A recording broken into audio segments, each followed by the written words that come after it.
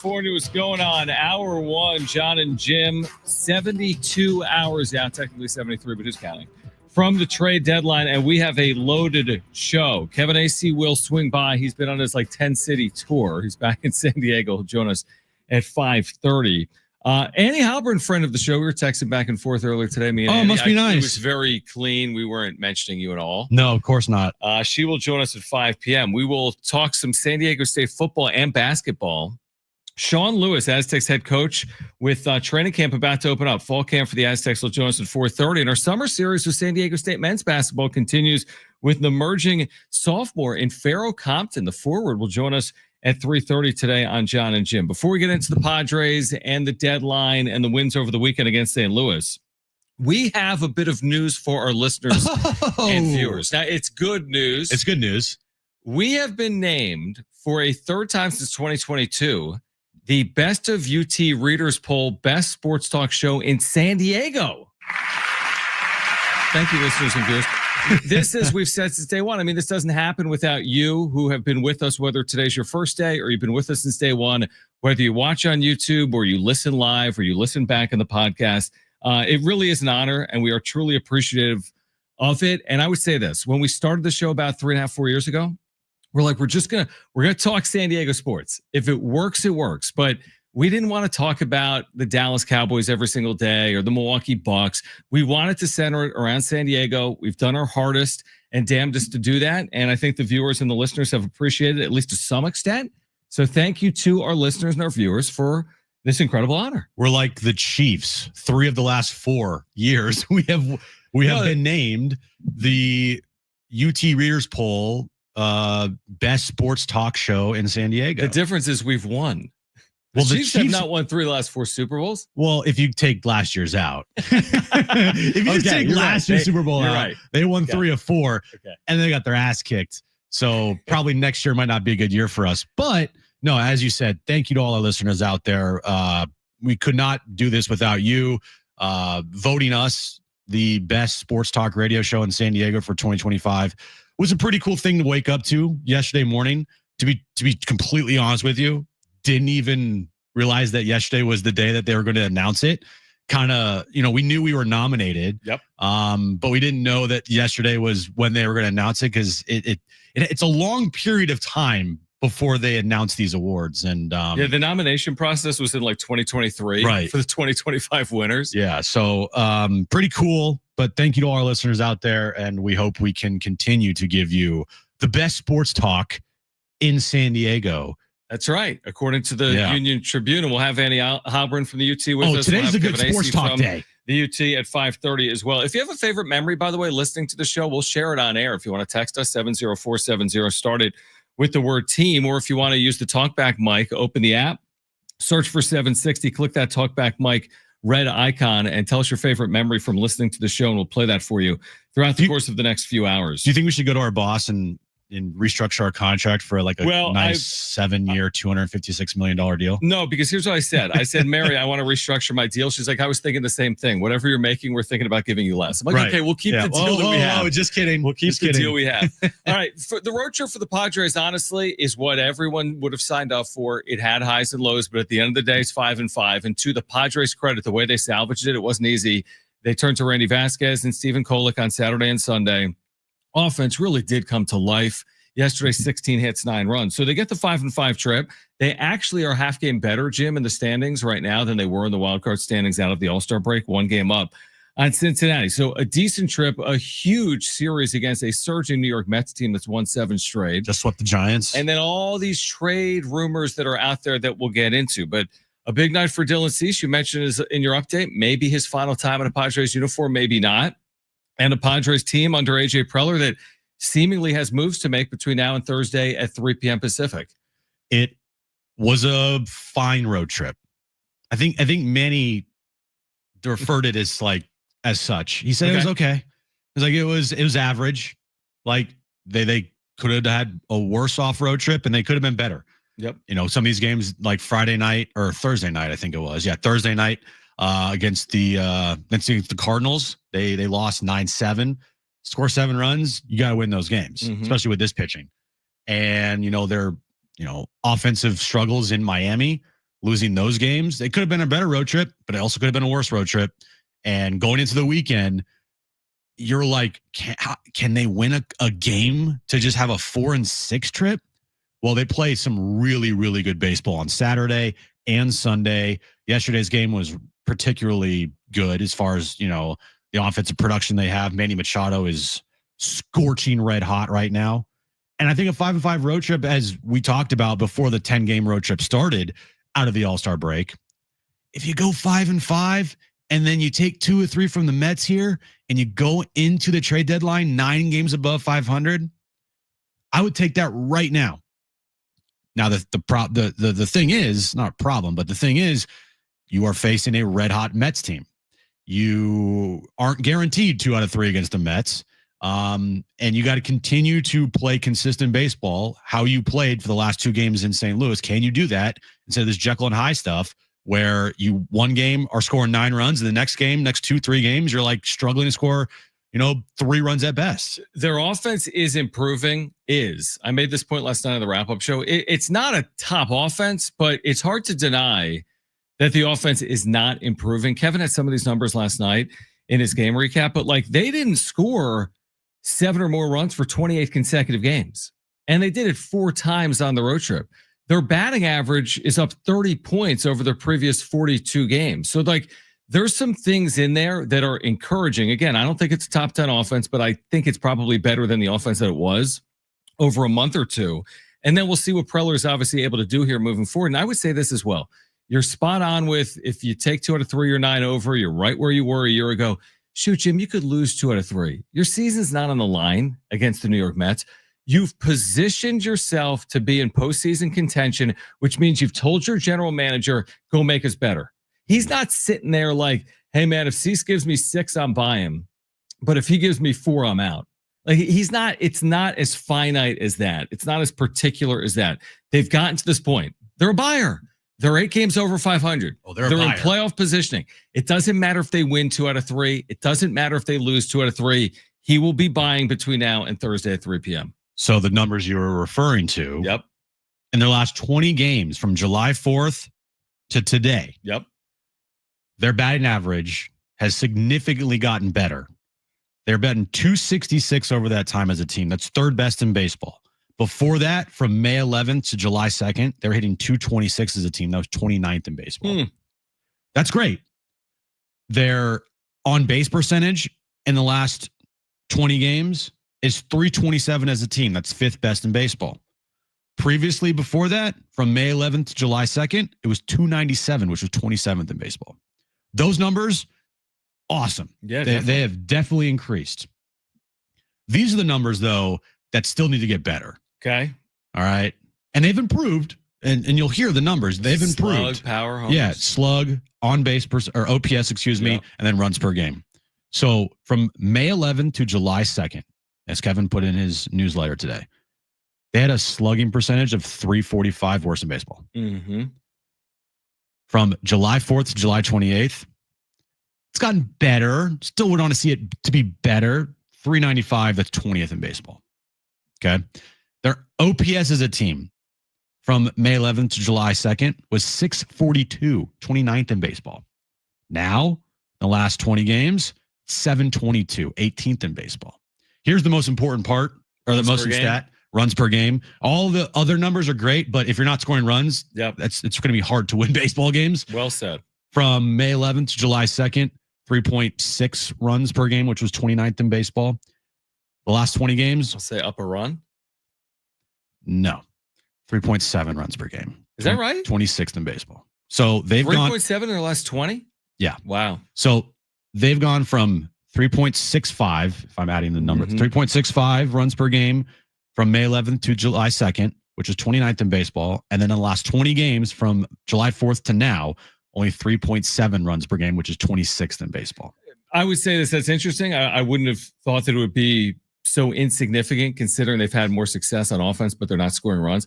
I would say runners in scoring position. That's what I was going to say. I mean, yesterday they had 6 hits with runners in scoring position. And here's the thing that, I mean, there's no way to say, hey, you're just going to hit better with runners in scoring position, but there's reasons to believe they will. You want to know why? Because they've been awful. So, like, you're not going to hit worse than you've hit with runners in scoring position. And here's the other thing. They're adding a bat.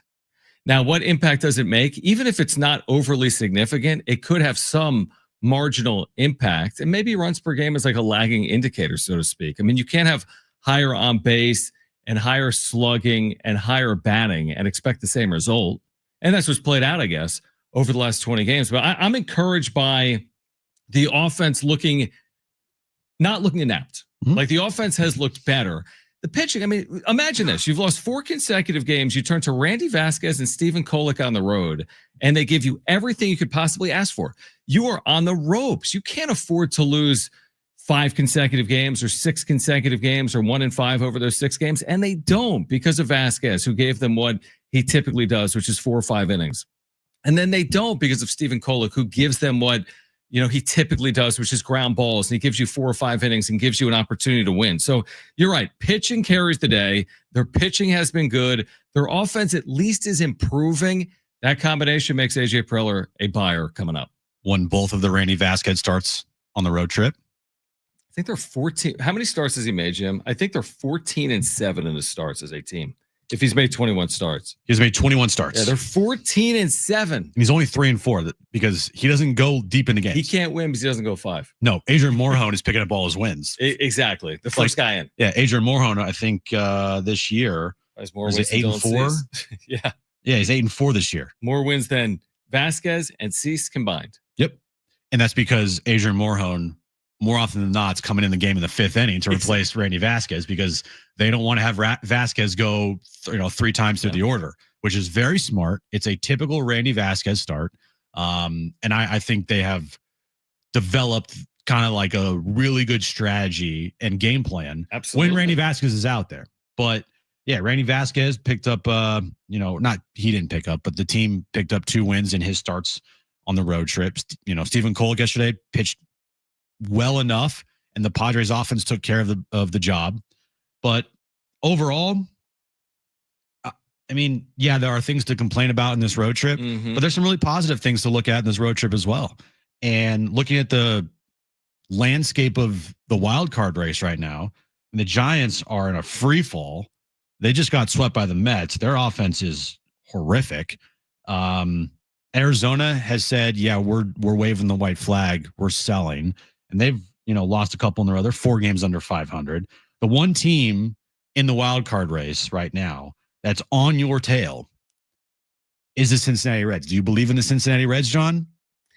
I mean, I believe in simple math, which is if you're only vying with one other team to make the postseason, which is what is going to ultimately play out, I take my chances. Because you could play up. You still could see a team come back to earth, and not the Mets the way they're playing right now.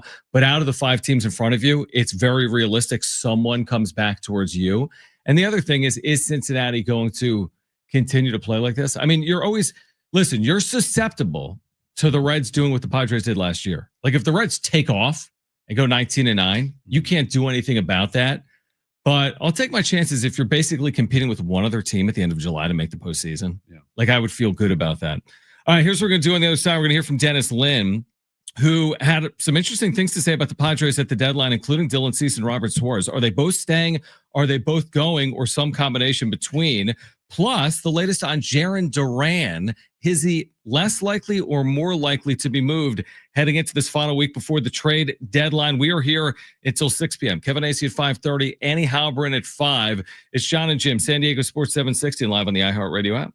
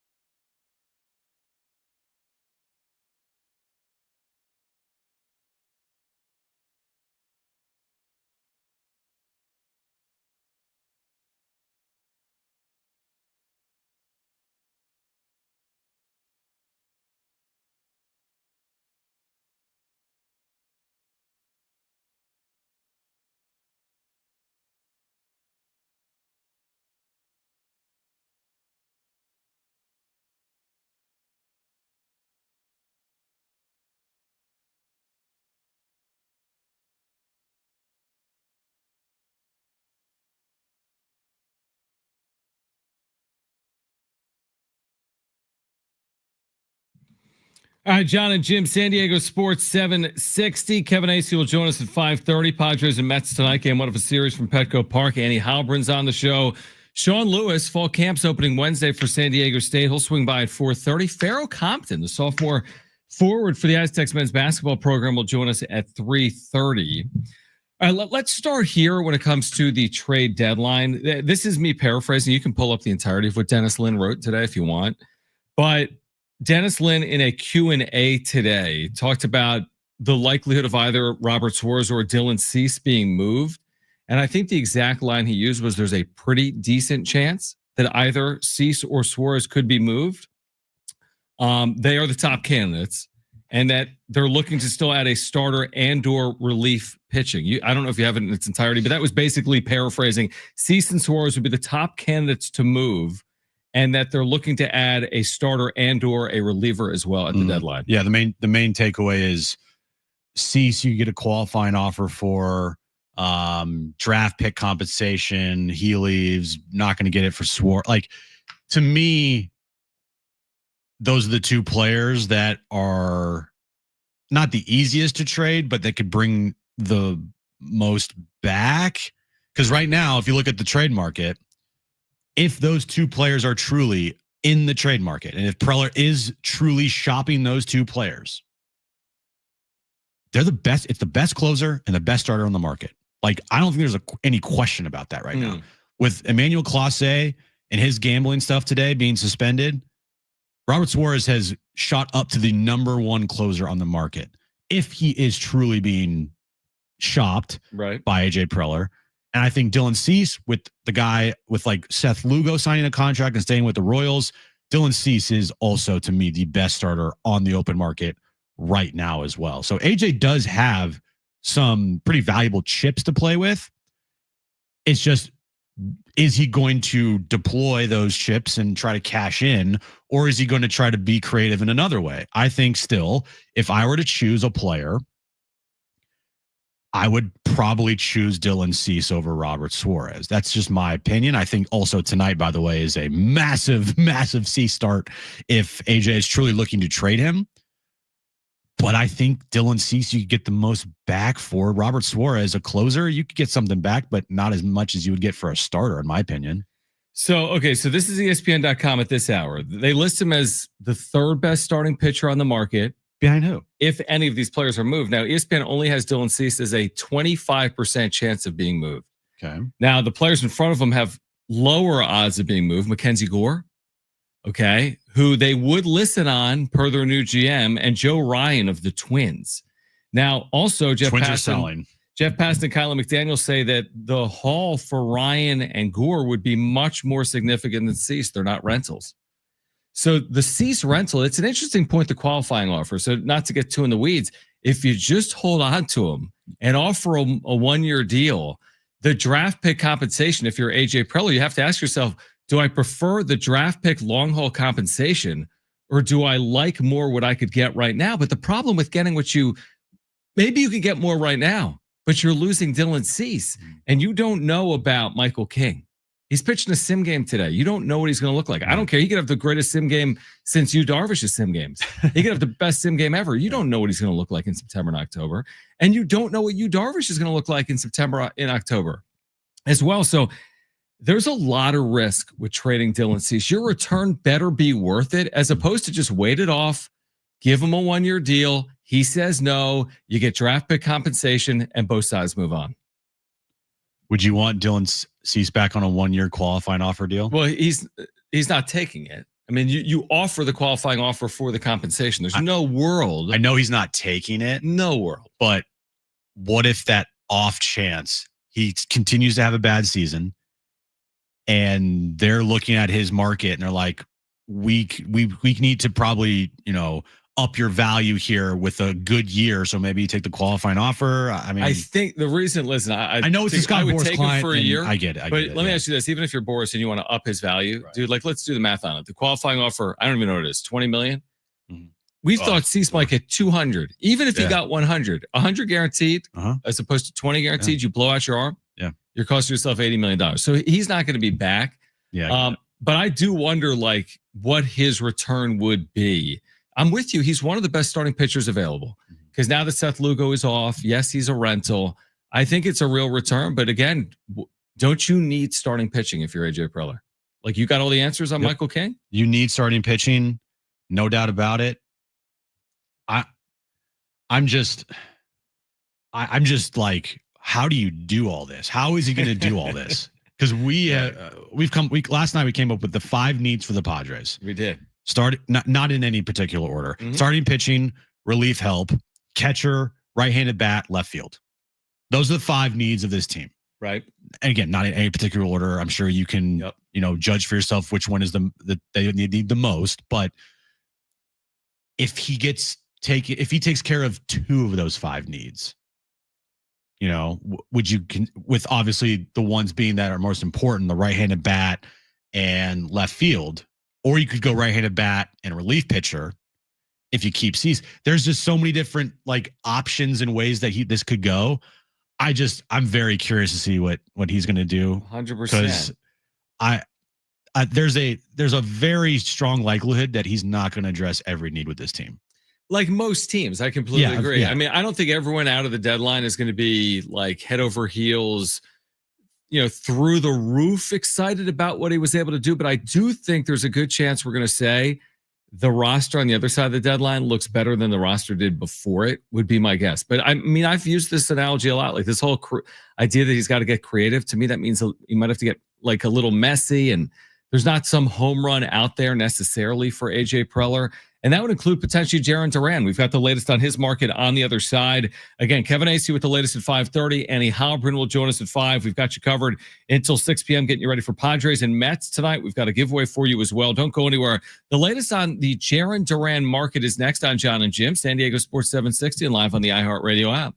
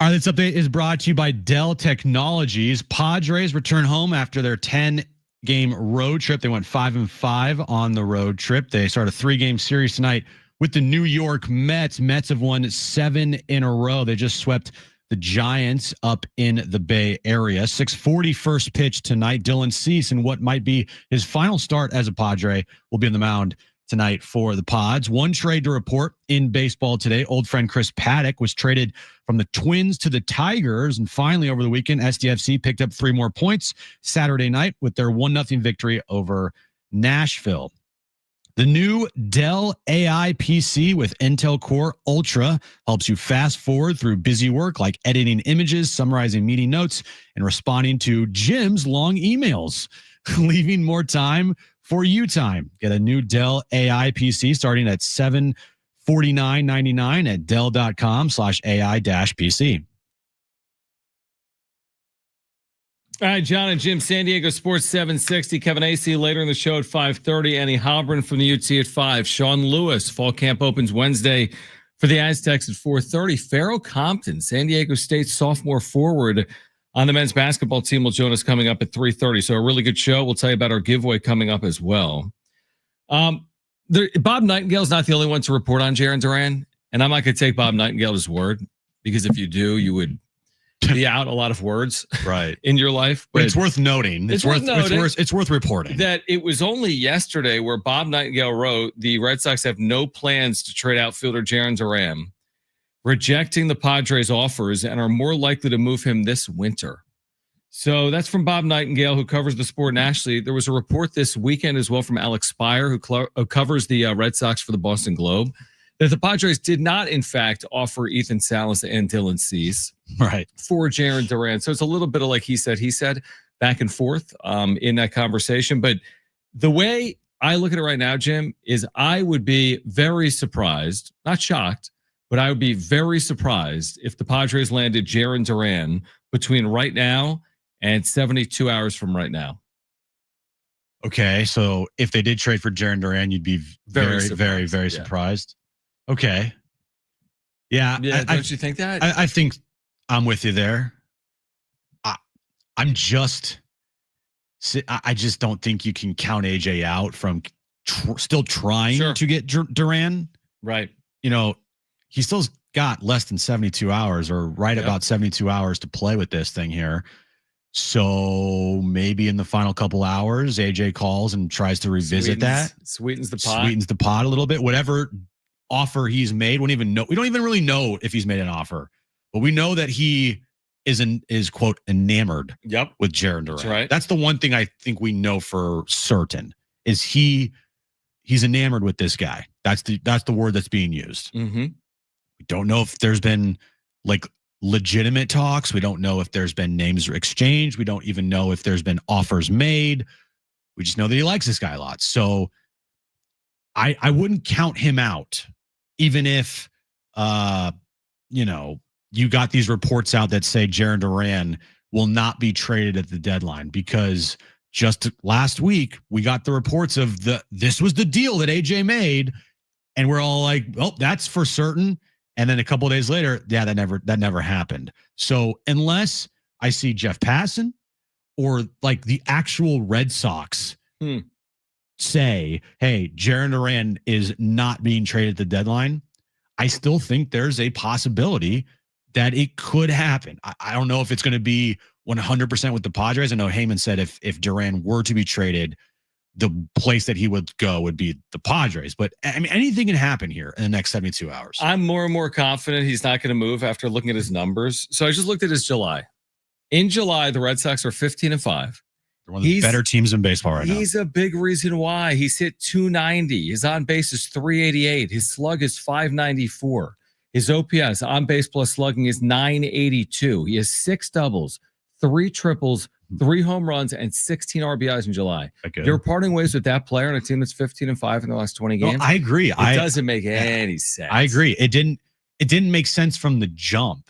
But now that he's really looking like the player he was for more of 2024 and put it together for a team that is playing good baseball, it's just, To me, it's wishful. Now you might say, well, they traded Rafi Devers. You're right. But it seems like there were reasons behind the scenes that they wanted to move him. It was less about moving his production and more about moving this.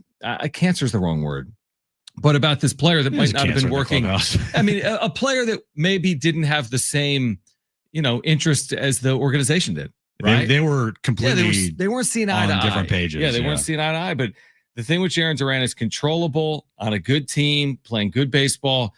You're going to have to offer everything and more, So I don't think that that's going to happen. And that's not the end all be all for AJ Preller. There's other, consolation prizes as well. And this goes back to a point you made last week. Even if you can land Duran, do you want to give up the farm, so to speak, for Duran or something less for a player that maybe isn't Duran's quality, but you're not giving up on everything to go get this one player? Like Taylor Ward. Now, the Angels are, I don't think they're like going to make the postseason this year. Right. But if you need a right-handed bat, there's your right-handed bat that you're looking for on a team that maybe sells at the deadline, depending on what offers they get.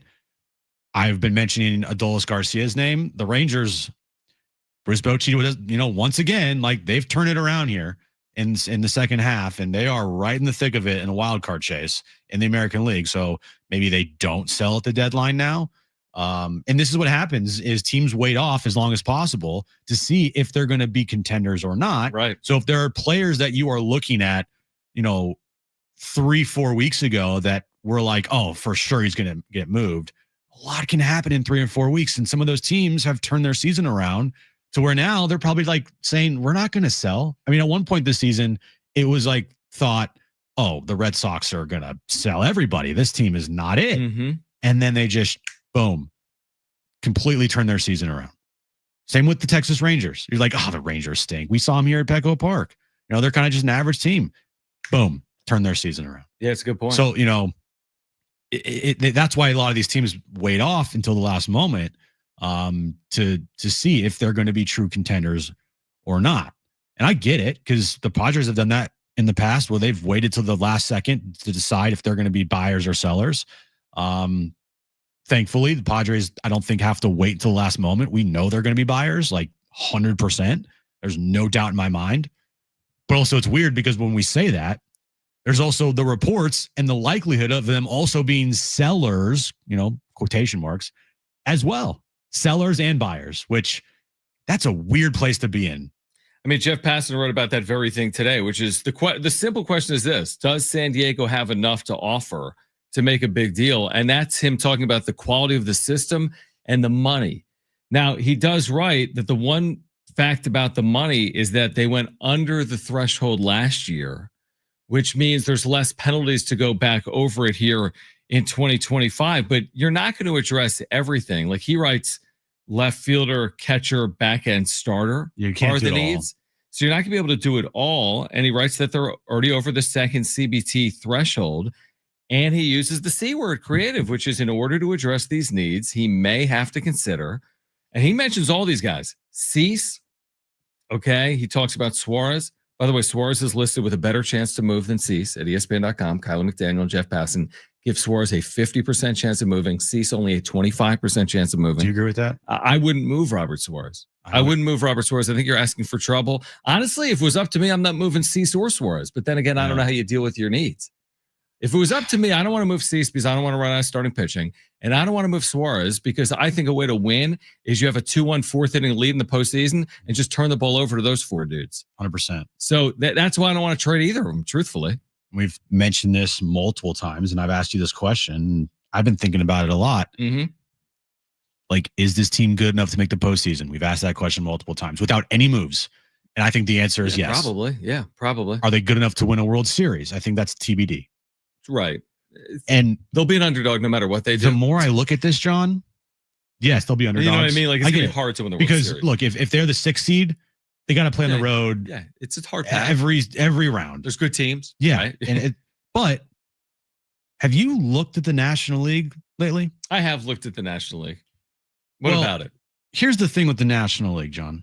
The Padres right now have 57 wins. Okay.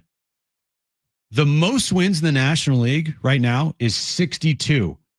You want to know how many teams have 62 wins, John? 1? 3. 3. The Mets, the Brewers, and the Cubs. Dodgers have 61 and the Phillies have 60. Okay. It is wide open. There is not a dominant team in the National League. They are all bunched up together. Mm-hmm. You know, Padres get hot over the next couple of weeks here. Yeah, you're not playing a 114 win team. Well, I was going to go with they get hot a little bit. They could go from a 6 seed to a 4 seed and be hosting, or not 4 seed. Yeah, they would be a 4 seed and they'd be hosting. Well, why couldn't they, under that analogy, go from a 6 seed to a 1 seed? Saying there's nobody with more than 62 wins. Well, because they're not overtaking the Dodgers. But I mean, the Dodgers aren't even a team with 62 wins. I agree with you, but I'm not going down that path. But you're kind of, I get it. But you'll go down the path with they could be better than the Mets or the Phillies or the Cubs. Well, I'm going down the path of like, there's not a dominant team in the National League from just like looking at all the teams' records here. Mm-hmm. And so maybe they don't need 7 moves to become a true contender for a World Series. Maybe they need like 1. Yeah, that would help them because they're bunched up. I would put them in this bunch right now of teams. Like, there's just not a dominant team in the National League. And with that being said, maybe they don't need 5 moves and be uber creative. And maybe they can stand pat a little bit and make 1 move for a right-handed bat. And then they have the dominant back end bullpen. You keep Cease. We'll see about Darvish and we'll see about King. But if those 2 guys return, maybe they are good enough. I don't know. That's just kind of like the landscape of the National League right now. Yeah, I mean, listen, they're not going to be the 1 seed, obviously, because that's going to take near perfect baseball. And you're not overtaking the Dodgers. But then again, what's the difference between being the 4 seed and the 6 seed? Okay, maybe a home series. You know, you're still talking about a 3-game series to move on. Right, but the same thing as last year. Which same thing as 2020 and 2022. I'm just saying, if your path, how all in are you when you know what your path is, which is you got to win a best of 3 series. Right now, the odds would suggest is a road team. You have to overcome 5 games, 4 games to be a home team in the wild card. I'm just saying, how much are you really willing to move to be a road wild card team? There's 6 back in the loss column from the 4 seed. So the most likely path is a 5 or 6 seed, right? Probably. Yeah. Yes. If you're 6 games back in the loss column. What I'm going with is, even if you are a road team, take the road and the home out, like take that out of the equation here. It's a bunched up National League. It is a bunched up National League where at this moment in time, now things could change over the next 2 months, but at this moment in time, there is not a dominant team in the National League. And I don't care if they're on the road or at home. Like, you wouldn't be going up against a 100-win team like you did in 2022 on the road against the Mets. You'd be going up against a team that you're within 4 or 5 games of to end the season, potentially. Yeah, it's a fair point. Again, their struggles have been against good teams. Some of their struggles have been on the road, but it is a fair point. There isn't a dominant team right now in the National League. All right, on the other side, we're going to stick with Major League Baseball, but switch gears to the impending CBA negotiation that's going to play out over the next year. What played out between Rob Manfred and Bryce Harper today. We'll get the reaction from Jon Heyman on the other side. At 3:30, Farrell Compton, San Diego State men's basketball forward, will join us. Kevin Acey's on the show at 5:30. Stay with us, Jon and Jim. San Diego Sports 760 live on the iHeartRadio app.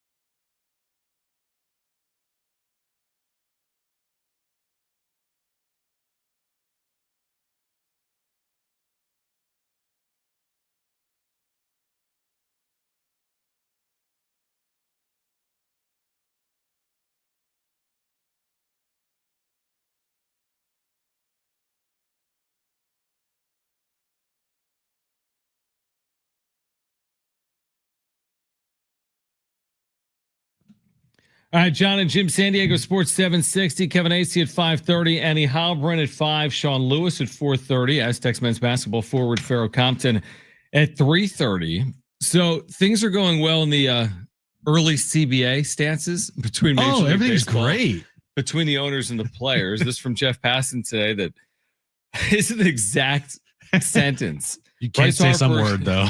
Bryce Harper stood nose to nose with Rob Manfred during a meeting between the Major League Baseball commissioner and the team last week, telling him to GTFO, get the F out of our clubhouse, if Manfred wanted to talk about the potential implementation of a salary cap.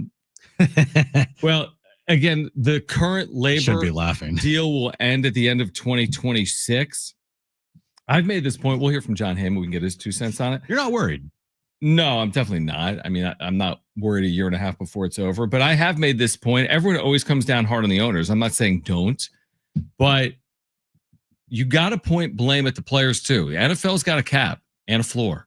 NBA's got a cap and a floor. NHL has a cap and a floor. Don't tell me that Major League Baseball's players union is they're so smart. They've got it all figured out. This is what's great for the game when the other major American sports don't operate the same way. I'm not saying it's right or wrong. I'm just saying it's at least worthy of consideration. I'm a fan of a floor. I am a big time fan of a salary floor in sports, especially Major League Baseball. So, and I get it from the player's perspective. There's guys that make 30, 40, 50 million, $70 million a year in Major League Baseball. I'm just saying that a lot of people are going to put on the owners. You got to at least consider the fact that the players try to play a game that isn't played in the NFL and the NBA. They've gotten away with it for 4 decades. At some point, I do wonder if we're heading towards a baseball that has a cap, which in turn has a floor. And by the way, I think a floor is good for players. I agree with the floor aspect of it. And I've said before, just give me a floor. I don't think there'll ever be a cap. But this is hypothetical here. If there is a floor, I'll just use a round number, 100 million. Each team has to spend at least 100 million on their payroll going forward here. What says a team just won't go the cheap way and give a player a huge contract and then boom, that's it. That's all it is. Like they get is there an advantage if you're going to spend 100 million? There's not. But if they don't want to go out and then spend 30 million on multiple players, instead they just give one player a bunch of money and then they don't have to go out and they're not going to compete.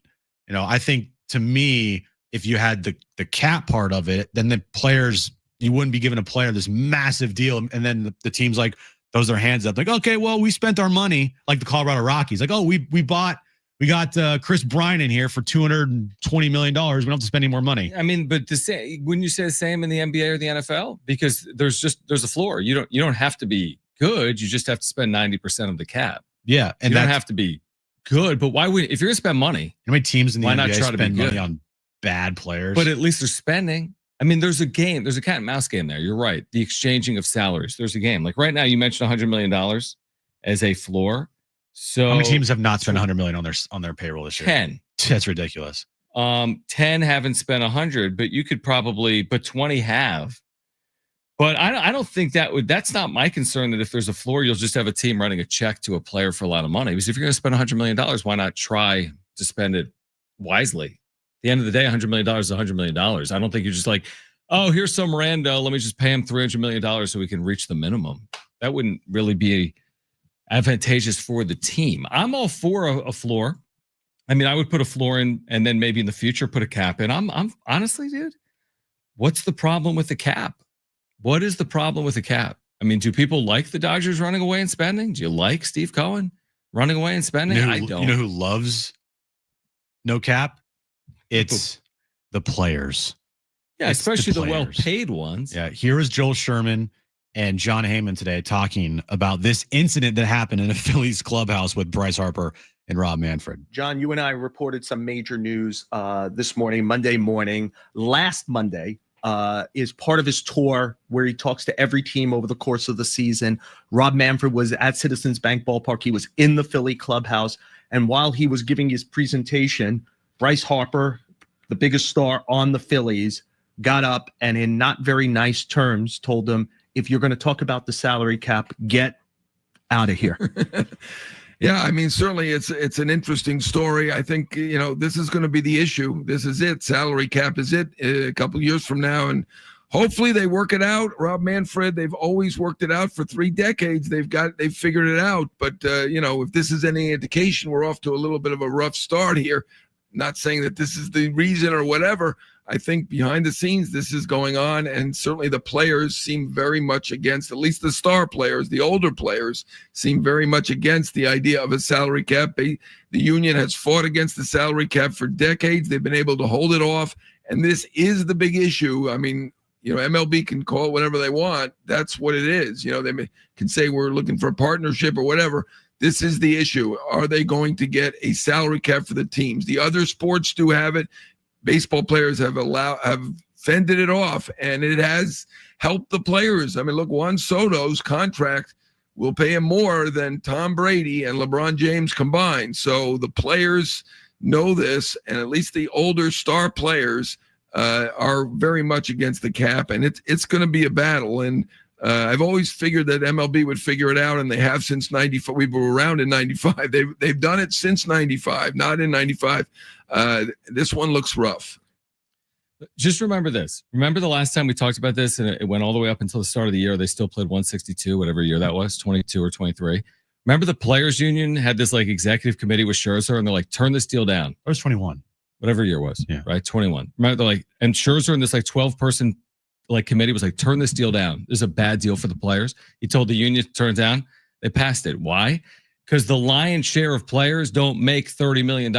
They preferred a higher minimum. Remember, they raised the minimum up to like $700,000 from $500,000. Yeah. So like, it's one thing for Bryce Harper to be like, I don't want a cap. And I'm sure a lot of players feel that same way. But when you're Ryan Bergert and you got a chance to go from $700K to $1 million in the next CBA, are you worried about the cap or are you worried about the floor? Because 9 out of 10 players are never going to make $40 million in a year. So again, it's one thing for Bryce Harper to say that. It's another thing for the players in the union. Again, 8 out of 10 of them are never going to make $10 million in a season. It's another thing for them to determine what's best for them. I do think this has potential to get ugly. And of course it'll get ugly. And I guarantee you right now, next offseason, there are going to be so many reports of this has gotten ugly and I don't know if this can be salvaged and, the season's in real jeopardy, but, deadlines create action. Yep. And there will be deadlines. It's most likely going to be an awful offseason, like with no transactions, no moves, no free agency, no trades, no winter meetings. Like this is not this offseason, but next offseason after the 2026 season. Yeah, after next year. Yeah. And the offseason's probably going to be brutal. Like I'm already preparing for that. And I think all baseball fans should prepare for that as well. But I'm with you. I think there will be a season. I think there will be 162 games, and they're probably going to have to double up and play double headers and stuff potentially, but they're not going to have this thing go into the regular baseball year. They'll probably have a deal done, and then there's like 3 or 4 weeks left before the start of the season, and there's going to be a flurry of random moves, and it's going to be kind of a wonky 2027 year. But after the 2027 season, it will stabilize and get back to normal. That's my hope, because it would be such a baseball thing to finally have some traction in your sport. You are gaining viewers. You're starting to have a game that, the casual fan is like, oh, this is fun to watch again, come back to your sport, to just then have the rug pulled out underneath everybody and say, just kidding, we're having a lockout. That would be so baseball, and I hope that doesn't happen. There'll be posturing, but ultimately, yeah. I mean, ultimately, we're a lot next offseason. We're a long way. We are a long way from that, and also, we're a long way from a salary cap. But will there be some meeting in the middle? Yeah, because that's typically what happens. I hope in so. CBAs. And by the way, they've done 6, 7 CBAs since 1994, and those 6 or 7 have all gotten done. All right, on the other side, much more on the trade deadline, plus Farrell Compton, San Diego State men's basketball forward at 3:30. Sean Lewis head of fall camp at 4:30. Annie Halpern at 5 and Kevin Acey at 5:30. We're here until 6. Jon and Jim, stay with us.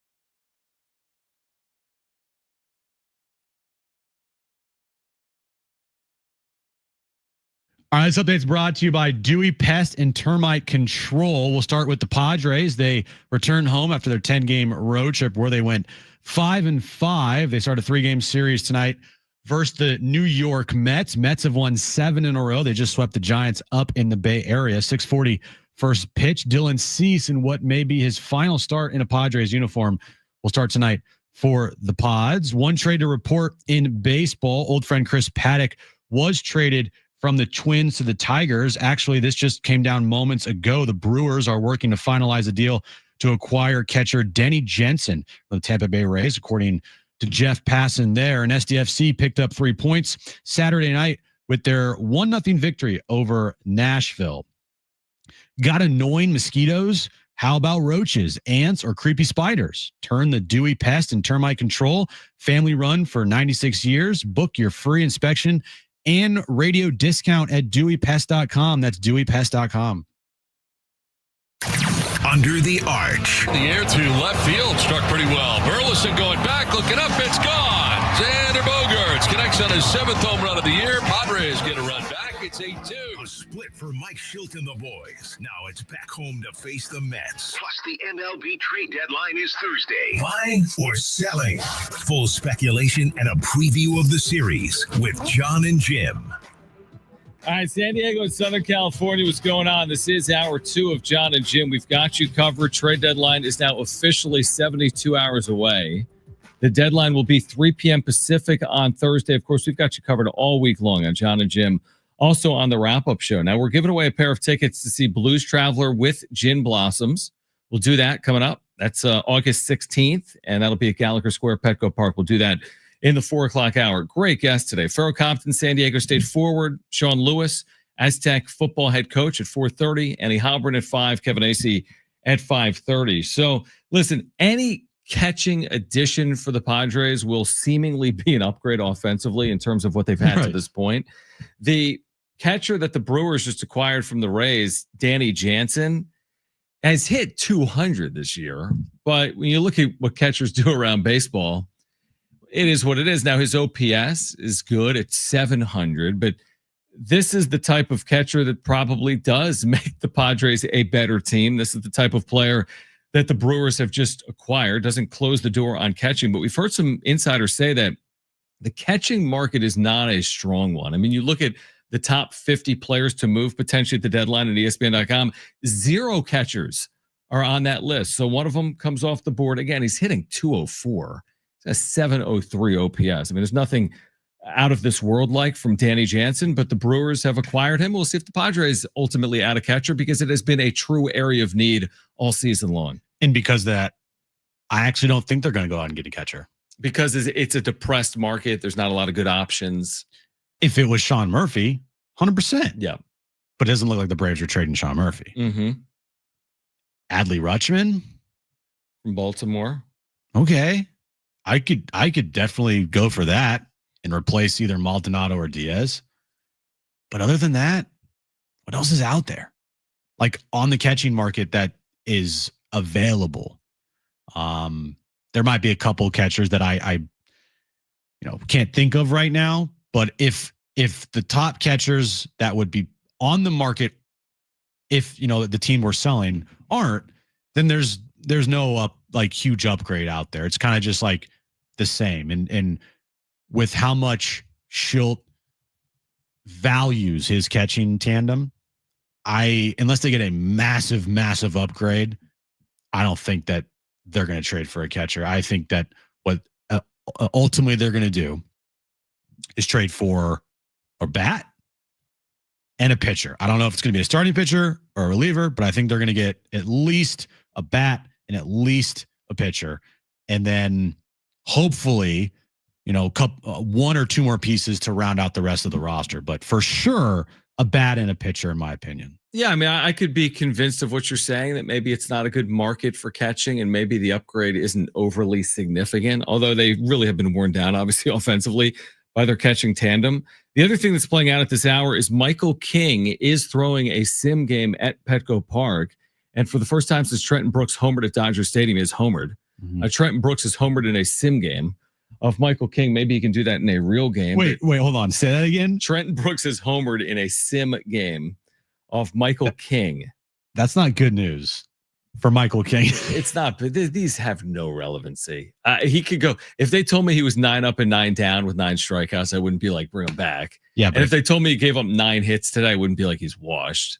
Yeah, but also the worst player in your team just hit a bomb off you. He hasn't pitched in how long now? He's just back out there. I know. I don't know what comes next. Maybe we'll find out when Mike Schultz speaks with the media later on this afternoon. But if there's good news here today, it's that Michael King is back at the mound. He's throwing 3 quote unquote innings in a sim game this afternoon. And to me, he's a huge part of the deadline because you got to have a good feel for where Michael King is if you're the general manager in the front office. And King is working his way back, but man, it's been a while, dude.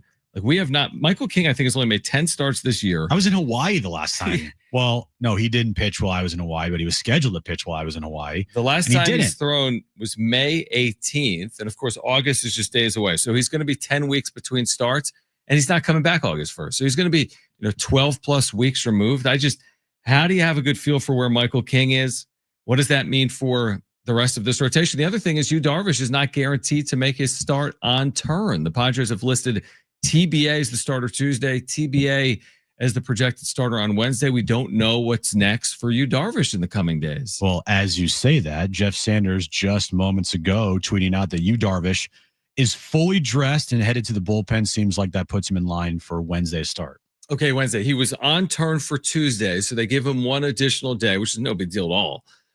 But Yu Darvish may be getting one additional day. I think I read within the last hour, Ryan Bergert is in the Padres clubhouse. Bergert has given this team some quality innings this year. Young prospect, right? Mm-hmm. In the organization. So maybe it's Bergert Tuesday and then Darvish Wednesday. It's a big start for Darvish on Wednesday. Also, you talk about a big start for Cease. What if Darvish goes out there Wednesday and goes 3 innings the last 5 runs? And then you're AJ Preller. And you still have 24 hours until the trade deadline. Then you're thinking about Yu Darvish and your rotation. It's a huge week for the Padres, I would say. It's a huge week for multiple reasons. For a multitude. I agree. Multitude. Yes. You're right.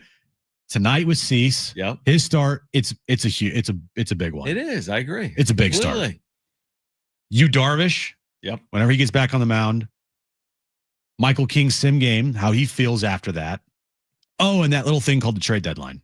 Just that. Yeah. So all of those things are happening this week. Right. And it could, shape the rest of their season. Completely. With the trade deadline, how Yu Darvish looks when he's back out there on a mound, how Michael King feels after his sim game today, and if Cease is on this roster or not after Thursday. And if he is he going to pitch better for the rest of the season or be the pitcher that he's been for the entirety of the year, which is very, very average at best? Huge weekend. Oh, by the way, against the New York Mets, a team that you might face in the postseason, a bit of a measuring stick in the second half of the year, a team that's won 7 straight. I mean, these are the teams you have to beat. You can't just lose to all the good teams and then be like, well, we're going to beat them in the postseason, right? When you go 2-5 against the Dodgers in the regular season, and you're going to have to beat good teams, and they haven't done it to the extent you'd want against the lesser teams. They played well. Now let's see if they can do it against the better teams. This has been a better team at home. Like there are sizable home road splits that have emerged for the Padres. They've been a much better home team. Let's see if that plays out over the next week against the Mets and then after the deadline against the Cardinals, who we just saw. 31-18 at home. Much better at home. But they did start the year 11-0 at home. It's a factor, but there's still much. What's the record on the road? 26-31. Yeah, so that's not very good. Nope. That's really not. But at home, you're right. They started 11-0, but 31-18 is elite baseball. And then the concerning number is their record against teams over 500, 22-34. Now that's a moving goalpost a lot because some teams could end up, that have losing records right now that they beat could become teams over 500, and it makes their record look better against teams over 500. But 22-34 against winning teams this year, not great, because if you look at the rest of the National League that's in the postseason right now, every team has a pretty solid record against teams over 500. I think that the team in the National League with the second worst record against teams over 500, ironically, is the Dodgers. They're 25-29 against teams over 500. That's interesting. They just clean up against bad teams. Mm-hmm. But, Chicago's only 31-30 against teams over 500. The Brewers have the best record against teams over 500 at 33-23. Mets are 29-21. And Phillies 29-29. I mean, it's hard to be great against good teams, hence the fact that they are good teams. And that's why, like, when you're playing like the Brewers or the Mets against good teams, I mean, maybe that's an indicator. Here's what I would say. Third of the season to play, and there's basically a month where you're playing good teams. Yeah. And there's a month where you're playing bad teams. Essentially. That's basically what it is. Yeah. And honestly, you could even argue that that's a moving target. The Giants 1 month looked good. Another month, they don't look good. You see the Giants a lot. The Dodgers 1 month have looked good. Another month, I mean, in July, I think the Dodgers, someone could pull it up. They have a losing record in the month of July. Now, you're not facing them in July. Right. You're going to face them in the middle of August. They're going to make upgrades like hopefully the Padres will make upgrades. But it's all moving targets. When do you play someone, right? That's as much of a factor as anything. And the Padres are taking on a Mets team that's won 7 straight. I mean, does that continue or do they cool off? We'll find out. The Giants are dangerously close to becoming a team under 500. Right. So that record could change. Mm-hmm. They're only 2 games above 500 right now. They have had an awful start to their second half. So, yeah, those things can change. But against the top teams in the National League, like the Cubs, the Brewers, the Dodgers, Phillies, and now the Mets tonight, I'm concerned about how the Padres have played against those teams. And this year so far, not the best. Dodgers, they're 2-5 against the Dodgers. Did they win? They won a series against Milwaukee, if I'm not mistaken. Or no, I don't think they did. I don't remember. Yeah, now you're asking me to remember things that happened maybe months ago. Milwaukee, they did win a series against Milwaukee. So that's a good thing. They won a series at home against the Phillies. That's a good thing. Dodgers, talked about that. Not great. And then Chicago, they took a 3-game series from Chicago. So they've won a series against Chicago. They've won a series against the Brewers. They've won a series against the Phillies. They've also lost a series against Chicago. And then they play the Dodgers, a couple more series in August. And we'll see what they do tonight against the Mets. And by the way, the return of who? Juan Soto to Petco Park here tonight for the New York Mets. We'll get into that on the other side. Plus, we'll switch gears. Farrell Compton entering his sophomore season on the Mesa. San Diego State forward at 3:30. Sean Lewis at 4:30. Then back to the Padres, of course. Kevin Acey's on the show at 5:30. Annie Halbrin at 5 p.m. We've got you covered with the trade deadline approaching on Jon and Jim, San Diego Sports 760, live on the iHeartRadio app.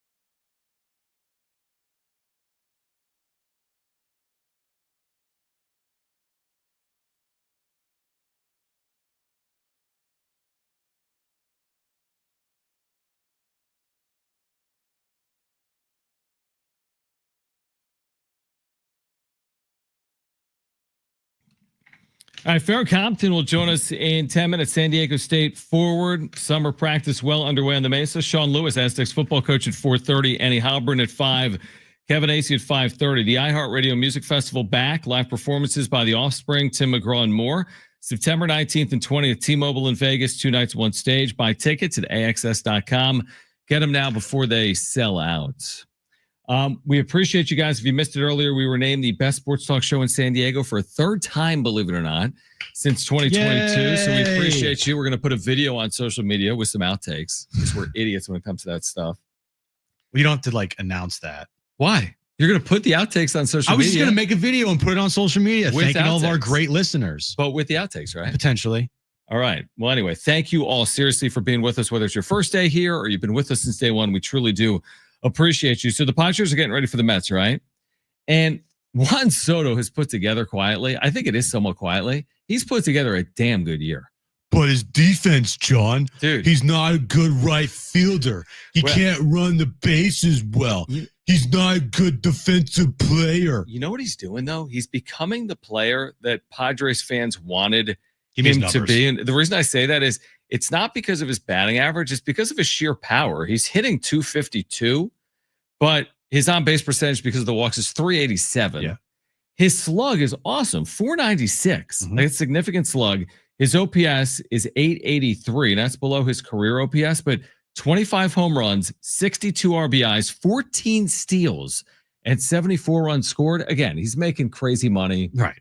You only justify it by winning World Series. To be honest with you, you probably should have better numbers. Yes, 100%. But I mean, we saw Juan Soto. To expect more than this, Citi Field is not the best hitting yard in baseball. For him to be pacing for, let's say, 39 home runs and 100 RBIs and 20 steals and a 885 OPS, that's a damn good player. Again, is it worth $700 million? That's a whole nother conversation, but it's not. He's put together a really good year. Yeah, he is still a feared hitter. One of the most feared hitters in baseball still, I would say. He's 26. It's ridiculous. 26. I know. Yeah, it's incredible. Years old. 26 years old. He's not been born in the big 26 years ago. Yeah. It's insane. Yeah. And the Mets are one of the best teams in the National League, one of the best teams in baseball. Yep. They have been red hot. They've won 7 in a row. They just swept the Giants in the Bay Area. I'm trying to pull up their last 7 games here. This would freaking work. Yeah, you look at their schedule out of the break. They, Angels, whatever, but they swept the Angels and they swept the Giants and they took the final game of the Cincinnati series at home. So that's 7 in a row and they finish up their road trip here against the Padres. It's good. Like you said, it's a good measuring stick tonight for the Padres and it's a good opportunity to once again go out and play a good team and hopefully play well against a good team because that was a big emphasis to end the first half is, hey, we need to be better against teams over 500. That's what Kevin told us, that they had this meeting. It wasn't like a emergency team meeting. It was they didn't flip tables. No, it's a meeting they have on a regular basis as a team. But the emphasis of this everyday regular meeting was, hey, we got to play better against good teams. And we got a good team coming up here into Petco Park and the Phillies. And we need to play better because if we don't play better against good teams, there's going to be a problem. Even if we do make the postseason, we're going to play good teams for the rest of the year or for the rest of the time if we make the postseason. So it's got to start now. We can't lollygag here and just be like, oh, we're going to beat up on bad teams and whatever against the good teams. No, play good against everybody. So hopefully they continue that tonight because the last, they played the Cardinals. The Cardinals were a winning team. They took, split the series. But the last time they played a legit winning team was the Phillies. And they took 2 or 3 and they played actually pretty good baseball here at home. Yeah. And they'll get the Cardinals again. And we haven't even talked about it. I mean, the Padres may be awoken by Jon Jay over the weekend. The Cardinals coach Jon Jay from Miami that Machado used to be friends with. And they're now basically mortal enemies. And, I don't think Machado necessarily needed that. Machado's put together a great year, but maybe the Padres needed it. The Padres did win each of the last 2 games. We'll see if they can make it 3 straight tonight against the New York Mets. We'll get to Dave on the other side because we have Farrell Compton is going to join us in a few minutes. San Diego State's rising sophomore coming off that freshman year on the Mesa. Looking forward to catching up with Farrell Compton on Jon and Jim. So he will join us on the other side. Sean Lewis spoke with the media earlier today. Fall camp will get underway for the Aztecs football team on Wednesday. Sean will join us at 4:30. And of course, we got you fully covered with the trade deadline coming up. Annie Halpern from the UT, friend of the show, will join us at 5. Kevin Acee with the latest on the deadline will join us at 5:30. But we'll take a time out because Farrell Compton from San Diego State men's basketball will join us. We're continuing a summer series talking Aztecs hoops. We'll do it with the sophomore, the forward, Farrell Compton. He will join us next. This is Jon and Jim on San Diego Sports 760 and live on the iHeartRadio app.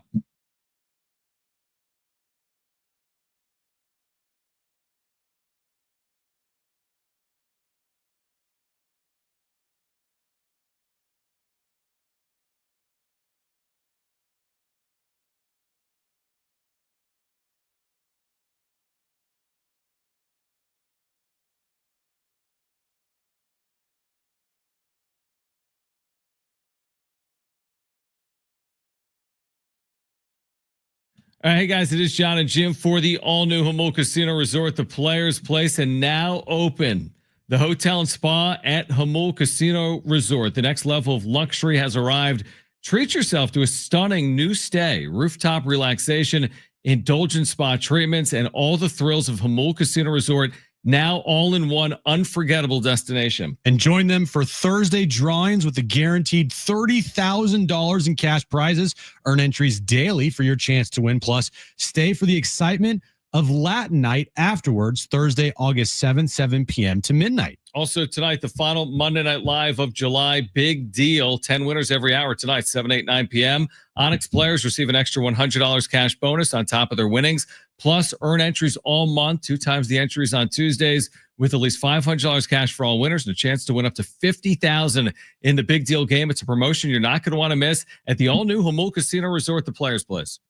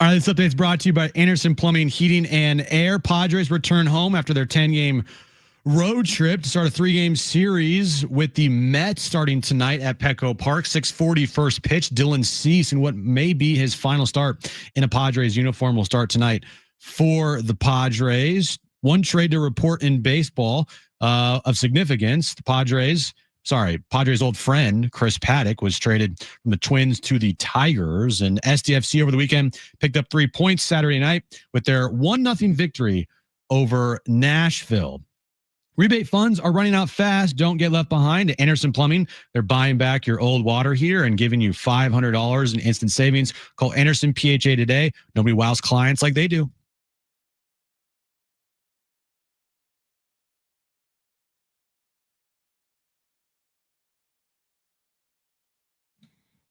All right, let's talk some Aztecs hoops. We've been talking about it the last week or so. We've had Dave Velasquez and JD Luster with us. We're continuing our summer series. Great to catch up with rising sophomore Pharaoh Compton with summer practice well underway. First of all, Pharaoh, we appreciate you hopping on, and thanks for taking time for us. Thanks for having me. I just want to say that first. Can't wait to get into this interview. All right, so we appreciate you taking time for us. Let's just start with your offseason. Coming off your true freshman season, what went into your decision this offseason to just kind of transform everything, including your body? You've gotten leaner, you're faster, stronger. What went into that decision, and how is it playing out? Most definitely trying to take a different approach all around. But I think starting with my weight and my body, just want to thank Marsh first off. I think it starts in the weight room, not skipping reps and just putting your work in every day. If you start there and then going on to your diet, make sure you're eating the right foods, I think it's all going to end up, coming back to you in the right ways. So how's summer practice going, and how does the team look so far, and how does it compare to last year's team at the start of the season at this point last year? Practice it's been going pretty well. I think we're trying to make the most of every day that we're out there. And I would say the difference this year, I think we're getting through everything much faster. I can say we're able to play more and just being able to get through our sets now more early on than in the summertime, just get ready to play for the season. Pharaoh Compton with us right now, San Diego State rising sophomore forward, coming off that true freshman year in which he helped lead San Diego State to the NCAA tournament. With us right now, Jon and Jim, San Diego Sports 760. Pharaoh, for you personally, when it comes to your game, your basketball game, what have you been working on most since the season came to an end last year in the NCAA tournament? I'll say one thing has definitely been my free throws. Every day I make sure that I make my free throws, do my feed before I can leave the gym, make free throws, and my jump shot. My jump shot is one thing that I've been making sure I'm working on with, myself, if not the coaches as well. And I'm looking forward to, stretching the floor a little bit this year. How would you describe your first year in an Aztec uniform? How did it go for you, and what were some things that were a little challenging from last year that you hope to improve on this year? That's a good question. I think it was solid. There are a lot of things defensively and rebounding wise I think I got to get better at, and just being relentless on the glass. That's the one thing that I can't hold off on. I got to be selfish. Rebounding wise, I think that's just one big step I got to take this next year.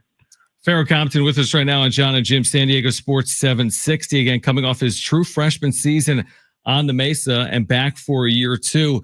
As you know, Pharaoh, this isn't anything new for you. I mean, this is such a deep team. How do you see your role evolving with this group heading into the upcoming year? I would definitely see myself coming into a more, I would say defensive and offensive role. I think both sides of the floor, I'm trying to just make the most of, whatever time I get. I think when I'm out there, I'm going to try to have a great plus minus, hopefully leaving myself out there on the court and staying for longer. I think it's going to be a big year for me, and people should expect a lot out of me. Was there a moment last year for you specifically that was like oh, this is not high school anymore? Like a moment that like, oh, this is college basketball now. Did you have a moment last year that you thought that like that stood out to you?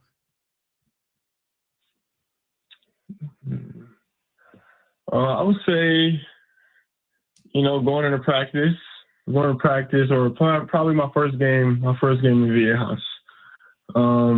That was a different moment for me. Even though we didn't play like the same D1 competition, I would still say that is still like a eye-opening experience and moment that will definitely make me like I'll remember for the rest of my life.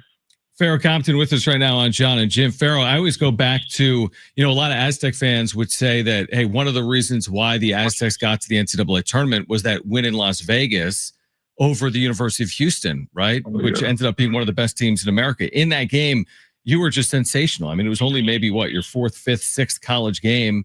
You played over 20 minutes. You scored 13 points. You impacted the game at both ends. What did you learn about yourself? And what did you kind of show yourself and your teammates in that game last November?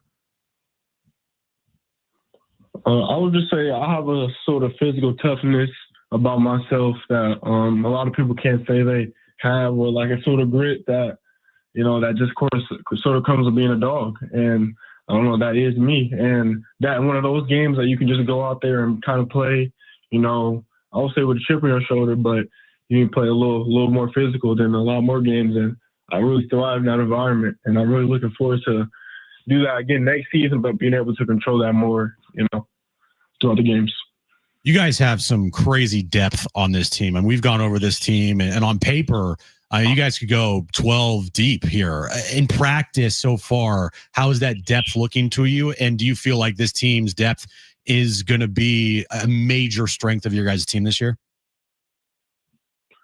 Oh, no, that's the one thing the Aztecs fans can definitely look forward to. I think from me to Taj to Reese to Goon, Bird, that's really people who are coming back from last year. We're just such a deep squad. I can't even wait to get out there because we're gonna have so many different angles to hit people with. It's gonna be so fun.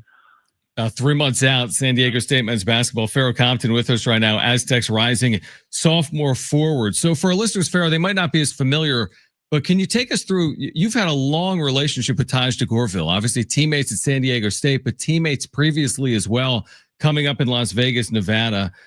How special, is that bond between the two of you, and how does that play out when you're on the floor together? No, most definitely being able to share the floor with Taj, even every day in practice, I would just say it's a blessing. Just having somebody next to you that, has been through so many games with you already, coming into college so far, it kind of gives you an advantage, I would say, over the opponents, because they kind of really don't expect you to know where the other guy is, but you play with each other for so long that you kind of do have that edge over the opponents. Have you guys talked about team goals this year? And if so, are they as high as they possibly can be? If you can share that with us and all fans out there. I'm a winner. I like winning. I want to win. So winning Mountain West championship and hopefully winning a national championship is on the list for us this year. There's no doubt. Everyone's got high expectations, whether it's the players, sure. the coaching staff, the fan base. Final one for me, Pharaoh, would be just what does it take? It's one thing to be good around the rim. It's another thing to be how you are around the rim on offense. You get within 3 to 5 feet. You're a threat to slam from anywhere. What does it take to go from being good to great around the rim? Because for you, it just seems like it comes inherently. You're just gifted around the rim. Oh, well, first of all, I want to thank you. That's a compliment. I would just say it's a mindset. Not only it takes a lot of work, finishing and having a lot of touch, but it's definitely a mindset. It's you want to go up as strong as you can, as hard as you can every time, and honestly, you don't really care about who's in front of you or the rim as long as you can put the ball in the basket. I don't think no one can really stop me personally, but I think it is a mindset. Do you have a favorite dunk from last year that you can remember? Oh, okay. I think I do. I definitely do. I would say it's the one from the New Mexico game. If not, it would be the one from Boise. the third time we played them. I'm trying to remember, Fair, was the New Mexico dunk, correct me if I'm wrong, was it like a breakaway slam? Is that how it played out or not? I'm pretty sure I did take that. I took it coast to coast. Yeah, that's what I thought. Yes, I remember that. Yes. Like, wow, look at this. Like, okay, that's exciting. We're excited for you, Farrah. We're really pumped, obviously. I mean, it's the home of the Aztecs, and we've been out there, obviously, to watch you a couple of times this summer. We're excited to get this season underway, and we appreciate you taking a few minutes for us. We'll definitely do it once the season gets underway, but thanks again for taking time. Continued successes this summer, and we'll see you out there at the Jam coming up in the next couple of weeks, all right? No, yes, sir. Thank you for having me again. Can't wait to see you guys in the Jam here coming soon. Awesome stuff. Farrell Compton, just a promising young player on Brian Dutcher's team, and there's a number of them, but it's just as bright of a future as you can imagine. I mean, imagine scoring 13 points in 21 minutes against Houston in Vegas, and Houston is playing for a national championship like 3 months later. Mm-hmm. True freshman, lead San Diego State. He was a big reason why the Aztecs won that game against the University of Houston. It was like his 5th college game. So I'm looking for this dunk right now. Do you remember that dunk? I vaguely remember it. It was a breakaway, right? I remember it being some crazy, thunderous breakaway Viejas Arena dunk in the second half of the year. I want to find. We're going to pull that up at the break. We are. We need to find that. It was at home, right? It was definitely at home. Definitely at home. They lost in Albuquerque. They avenged it at home later in the year. So I think it was definitely at home. I remember February. He had a couple last year where you're like, okay, 100%. This is new and exciting.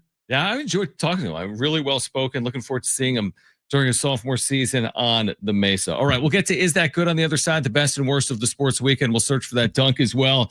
Coming up at 4:30, Sean Lewis, San Diego State's football coach. Then at 5 p.m., Annie Halbrin. At 5:30, Kevin Acey. This is Jon and Jim. San Diego Sports 760 and live on the iHeartRadio app.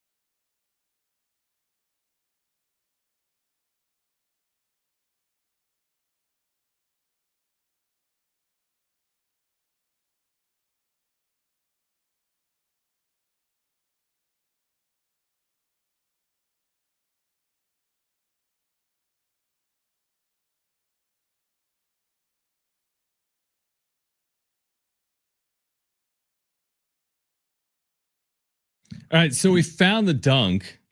Jon Jim, San Diego Sports 760. We just had Aztec sophomore Farrell Compton on the show. And he's like, yeah, I think one of my favorite dunks was this New Mexico game. And I'm like, it just brought memories to my head. I'm like, he basically went, because we're watching on replay, he went like 70 feet. And it was a 1-on-4 and just stuffed it with the left hand. Well, he was dribbling and then he made a move where he took the ball like over the defender. Yeah. He dunks it and then he makes like I should have asked him what he was doing there, but he takes his jersey and like, starts flexing the jersey. Yeah. Like that was an epic dunk. And at home, really was. Being at home, like he had a very good team. New Mexico last year was really good. Yep. And that was after the loss to New Mexico earlier that season. That's right. That's exactly right. You see the ref there, like, calm down. Yeah. It was a cool moment. Yeah. Really that was definitely, that was the dunk. Like had to like come back to me a little bit. I'm sure some fans out there probably are like, wait, that dunk was, and then you watch it again and you completely, like, I remember that dunk 100%. I'm going to retweet it at the next break because it was epic. And if you were there, you'll remember it. Yep. All right. Dave's been very patient. Has anything happened with the trade deadline in the last 15 minutes? Is Farrell on the show? Okay. Nothing's so. Let's go to Dave on line 1, 877-767-4760. If you want to weigh in on the deadline, Padres, Mets, Aztecs basketball or football, 877-767-4760. Dave, you're back with us on Jon and Jim. Thanks for calling in. Well, thanks once again, guys, for having me and all the others. I wanted to, first of all, congratulate both of you on your prodigious awards. Oh, thank you. And, and it's all good. And it's a tough business. I have a lot of respect and admiration for you guys because we all know that radio is like walking on quicksand every day. What are you talking about? It's just, it could be fickle. A little bit. Yeah. Yeah. Just a little bit, huh? Yeah. So anyway, getting back to our beloved Padres, I've just come to the realization this year that, every time you think that these guys are dead and buried, they come back to life like some haunted movie. And I don't know where this thing is going to end up. I really don't. And, you look at the last two games or the first two games of the St. Louis series. I mean, weren't we all ready to just throw these guys overboard and say, that's it, it's over? I mean, then you come back and you have a great last two games. It just seems to be the way. It's a bizarre season. And all the time that I've watched the Padres since 1969, I cannot remember a season so bizarre as this one. Appreciate you, Dave. And thanks for the kind words as well. They have a little bit of a Jekyll and Hyde. Yeah, definitely. I mean, mean, one day they're good, the next day it's like, what? And honestly, the fan base reacts that way. I mean, we did a wrap-up show Friday night. They've lost 4 straight. We're days away from the trade deadline. What percent of the reaction is sell everything? Dude, a ton of people. They had like 12 hits and no runs. 11 hits. 11 hits and no runs. Most hits by any Major League Baseball team this year without a run. And everyone's like, sell. This team ain't it. And even in that moment, and us, I mean, we'll be critical, but we weren't after Friday night like season's over. No, we really weren't. I mean, it's such a long game. 6 teams make the postseason in each league. It's amazing the difference between 1 or 2 days. And now they win a couple of games, Saturday and Sunday. And we'll see what happens this week against the New York Mets. But yeah, there's a helter-skelter element to the San Diego Padres. It's not just this year. I think it's basically the franchise. And we'll see. I'm relatively confident in their potential for the remainder of the regular season because I know they don't have to accomplish everything. I think just by playing decently well, they can get into the postseason. It is not a guarantee, but it's not like they have to go play 600 baseball to get into the postseason. They just need to play well enough. And kind of stabilizing things here at the end of the road trip. You feel better about the team. Like, yeah, you're right. Friday night, it was DEFCON 1. It was 4 games in a row. They get shut out in St. Louis against a guy that has a 5.2 ERA. Mm-hmm. But then Saturday and Sunday, they play really good. So they have a Jekyll and Hyde aspect to them. But the thing is, like, you got to be consistent because these things you don't want popping up in the most crucial parts of your season where they can't score runs, they can't hit with runners in scoring position. We read off the numbers earlier in the show. Their offense is better, but still the number one most important thing is the runs per game hasn't improved enough. Right. Over the course of the last month. Yeah, I completely agree with that. You're right. That surprises me because the Offensive indicators are better, but the end result's the end result. And they're scoring less than 4 runs a game now for a long time. Since May, what is it? Here, let me pull this up here. So since May 11th, they have averaged under 4 runs per game. And it's even under like 3.7, because you said it was 3.6 for a while, then like 3.7. 3.65 for essentially 2 months. Or no. Yeah, for 2 months. From May 11th to July 2nd. Almost 2 months. And now 3.7 more recently? Now 3.7. Yeah, so they're not scoring. They were 25-13 to start their year from the beginning of the year to May 10th. They averaged 4.66 runs per game, which was 12th best in baseball. The offense across the board was really good. Best batting average in baseball. They're the 5th best on base percentage in baseball. 9th best slugging percentage in baseball. 8th best OPS in baseball. And then everything just fell off a cliff. Here's the amazing thing, though, because typically the magic number in baseball is you score 4, you win. You score 3 or less, you lose. Right? That is the line in the sand.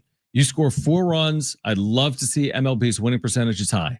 You score 3 runs. I'd love to see MLB's winning percentage is low. The Padres this year, when scoring 3 runs or fewer, have 18 wins. That's an amazing number that speaks to the back end of their bullpen. That's the production of Randy Vasquez and Stephen Kolek, Michael King earlier, right? Like Nick Pivetta all year long. 100%. That's what it speaks to. A year ago, and they were really good with the 93 wins, but they relied more on their offense. They weren't winning by scoring 2. They weren't winning every game 2-1. This year, 5-1-0 wins. A number of 2-1 wins. A number of wins like St. Louis Saturday, where they scored 3 runs and won by multiple runs. They won 3-1 on Saturday. That's the identity of this team. They're up and down offensively. For the most part, for the last 2-3 months, they've been mostly down with some flashes here and there. You know, like, oh, they're about to get hot, and then they lose 4 in a row, and they can't score over 3 runs. Right. Like that's just what they do. Right. That's who they are. Until they turn that around, which I don't know if they are going to, but that's who this Padres team is. And all fans out there, it's going to be torture. It's going to be difficult. It's not going to be pretty. They'll have games like where they look like they did yesterday, where they score 9 runs and Manny goes off. And then they'll have games like they did, like they looked on Friday night, where they can't score any runs and they can't get a hit with runners in scoring position. And it is just so incredibly frustrating to watch. You know, the team that the Mets just played, the Giants, we've watched the Giants this year, and especially against the Padres. It's like this team offensively is god awful. They've scored more runs than the Padres this year. I know. And the Padres had a game where they scored 21 runs in. So the Giants have one of the worst offenses in the sport. I think they went, because I was looking at I was watching I was looking at the Mets, how they were doing before coming to San Diego. And this stat just popped up on my timeline. Giants went, I think, like 0 for 22 with runners in scoring position in the series versus the Mets. They're like, Padres, anything you could do, we could do better. And the Giants, back to my point, have scored more runs this year than the Padres. Yeah, it's a concern. I will say one person that's not a concern. I want to do like a 30-second tribute to Manny Machado. A tribute. He probably tanks away the next 50-something games. This will be on you. Manny Machado's season is maybe the second best of his Padres career. He right now is pacing to hit 300 because he's hitting 300 with 30 home runs and 100 RBIs. That's his true pace. Dude, that is such a Manny season. Is that crazy? That is that such a Manny season. Card? Oh my gosh. His actual pace, he's never hit 300 in a season, by the way, which is amazing. I mean, wait, he hasn't? He's never hit 300 in a full season. Are you sure about that? Yes. What did he hit with the Dodgers in 2018? Yes. He hit with the Dodgers 273. No, overall that season. 297. Oh, okay. He has never hit 300. He hit 304 in 2020. Doesn't count. Okay. You agree? I agree. So he's never hit 300 a season. By the way, it's not gonna be easy. He's hitting 300 on the nose. So no one's saying if he doesn't hit 300, it's a failure. Right. But he's truly pacing for 300, 30 home runs, 100 RBIs. The most Manny Machado season ever is what he's pacing to do. That's who Manny Machado is. Crazy, man. That's who he is. He's a 280 career hitter. Yep. But still 330 hundo. It's crazy. That's who he is. And we said it to start the year, even when he wasn't hitting all those home runs, he's gonna get to his number. And if it's like 27, 28, he has not had a season in a Padres uniform where he's hit less than 28 home runs in a full year. Correct. And in the 2020 season, if that thing were to go, he might have had a career year in home runs. And he's never hit more than 32. He's just such a consistent being in the Padres. It's so crazy how consistent he has been. All right, we'll get to the wrap on the other side. Sean Lewis, fall camp opens for the Aztecs on Wednesday. They got a terrific offer, by the way, for season ticket holders. You can watch practice the first 2 weeks. We'll talk about that with Sean Lewis coming up at 4:30. Annie Hobburn from the UT will join us at 5 p.m. Kevin Acey, our Padres insider, joins us at 5:30. We'd love to hear from you as well. 877-767-4760 if you want to weigh in on the impending trade deadline. 877-767-4760. Stay with us, Jon and Jim.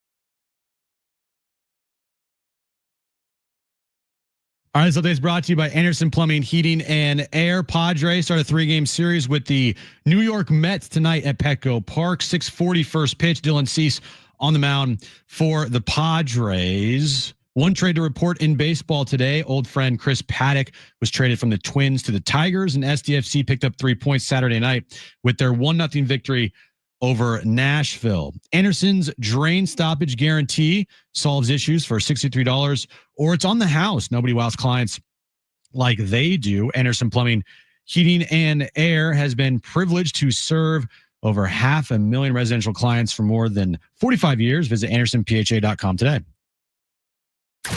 Under the Arch. The air to left field struck pretty well. Burleson going back, looking up, it's gone. Xander Bogaerts connects on his 7th home run of the year. Padres get a run back. It's 8-2. A split for Mike Schilt and the boys. Now it's back home to face the Mets. Plus, the MLB trade deadline is Thursday. Buying or selling? Full speculation and a preview of the series with Jon and Jim. All right, San Diego and Southern California, what's going on? Hour 3, Jon and Jim. Great couple of hours coming up. Sean Lewis, Aztec second-year head football coach at 4:30. Fall camp starts Wednesday. He'll join us with a preview. We were in Vegas with him a couple of weeks ago. Sean Lewis will join us coming up at 4:30. Then Annie Halberin at 5 p.m. And Kevin Acee, our Padres insider, who is like, where in the world is Kevin Acee? He is back in San Diego. He's been in every city for the last 2 weeks. Kevin Acee will join us at 5:30. Big series here. Big series. Honestly, like, yes, as big as the series is, I feel like it takes a back seat to the trade deadline. Would you agree? Like, they're both big. It's more important probably to win on field, but I would argue that for Padres fans, as much of their attention is on the trade deadline as it is on this series against the Mets. It's just a big week. Like you said, it's a big week for Michael King and Dylan Cease and AJ Preller and the Padres in general. It's just a big week coming up for the Padres beginning tonight. All right, we're going to get to the wrap. Sean Lewis will join us at 4:30. Kevin Acee at 5:30. Let's get to it.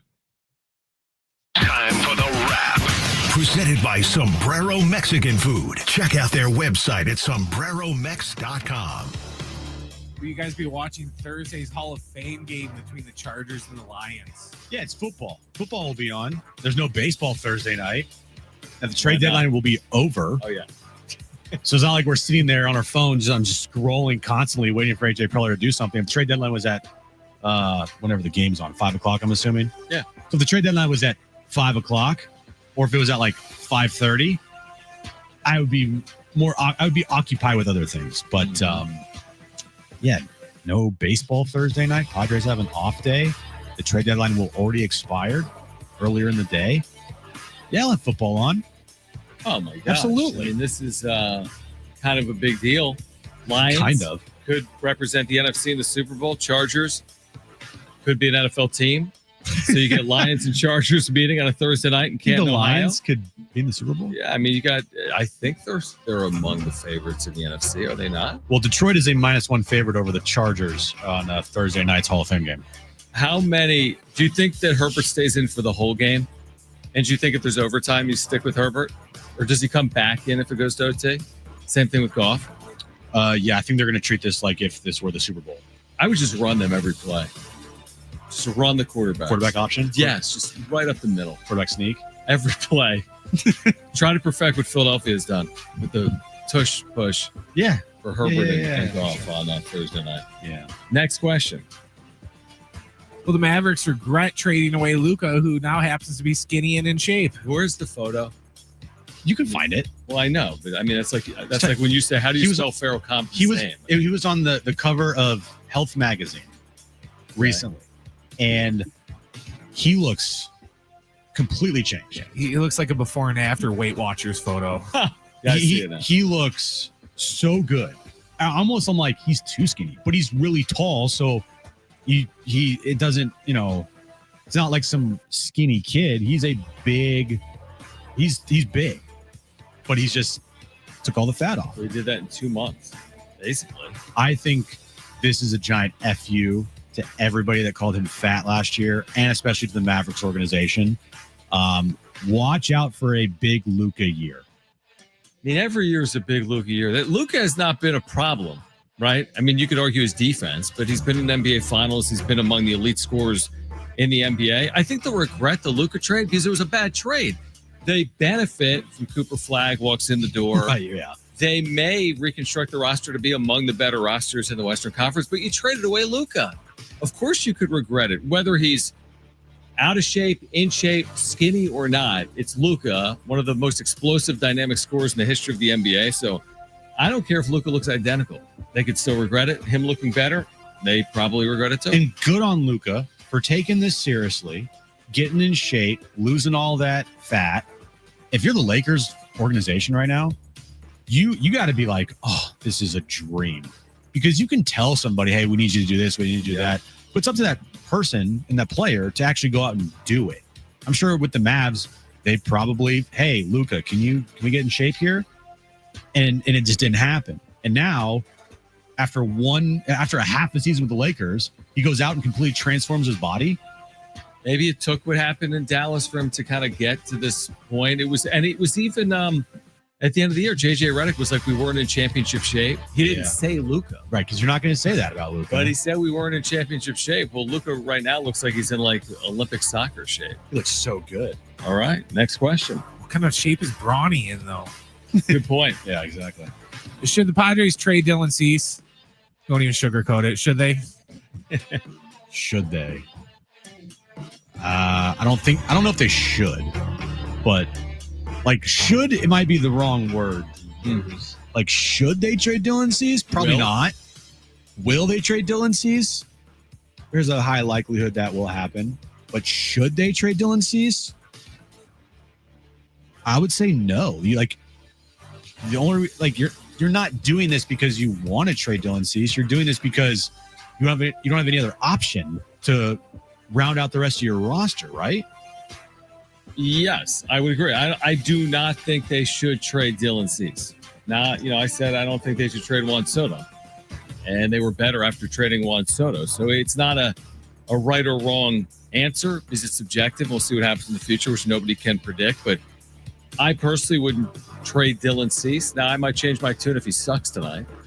And I might change my tune if he's really good tonight. If Dylan Cease goes out against the Mets 6 innings, 2 runs or less, I'm going to come on the wrap-up show and be like, why are you trading Dylan Cease? He's had 2 really good starts his last 3 times out. He wasn't awful his last time out. No. When he lost, he went 5 innings, 3 runs, 2 earned. If he's 6 innings, 2 runs or less tonight, I'll double down on the effort to retain him, not move him. Because I'll say he's been good in the second half.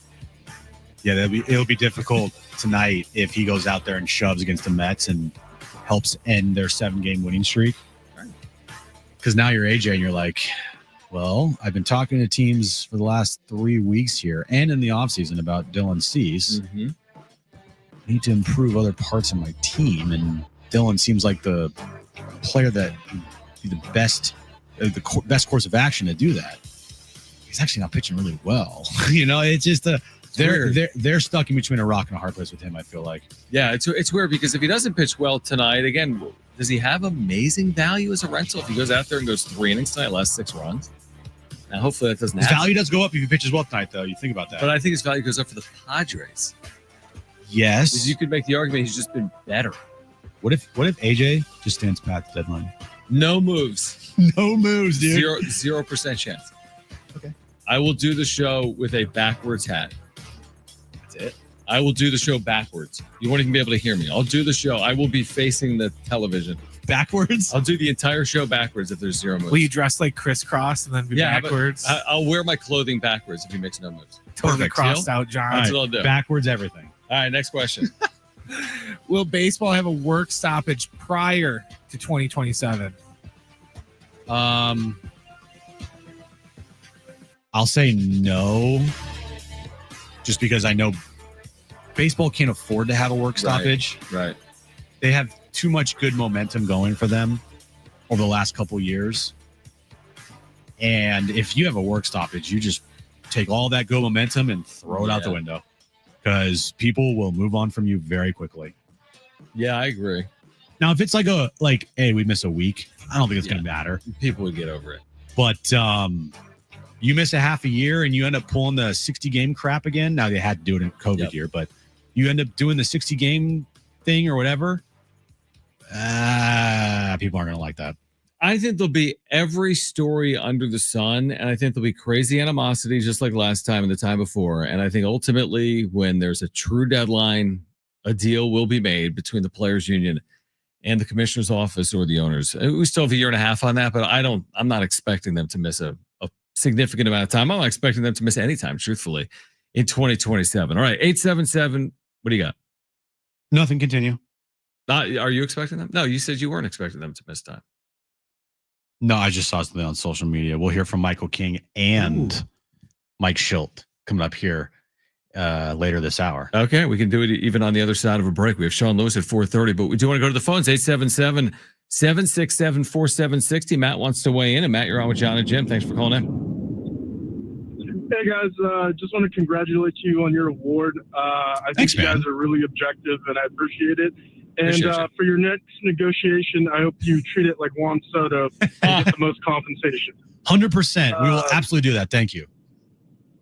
But the one point I wanted to make is I think this trade deadline is really big for the future of the franchise from this aspect of if you look at A.J. Preller's contract ending next year, I'm not sure if you guys saw over the weekend, Manny Machado was liking a post about ownership not wanting to spend.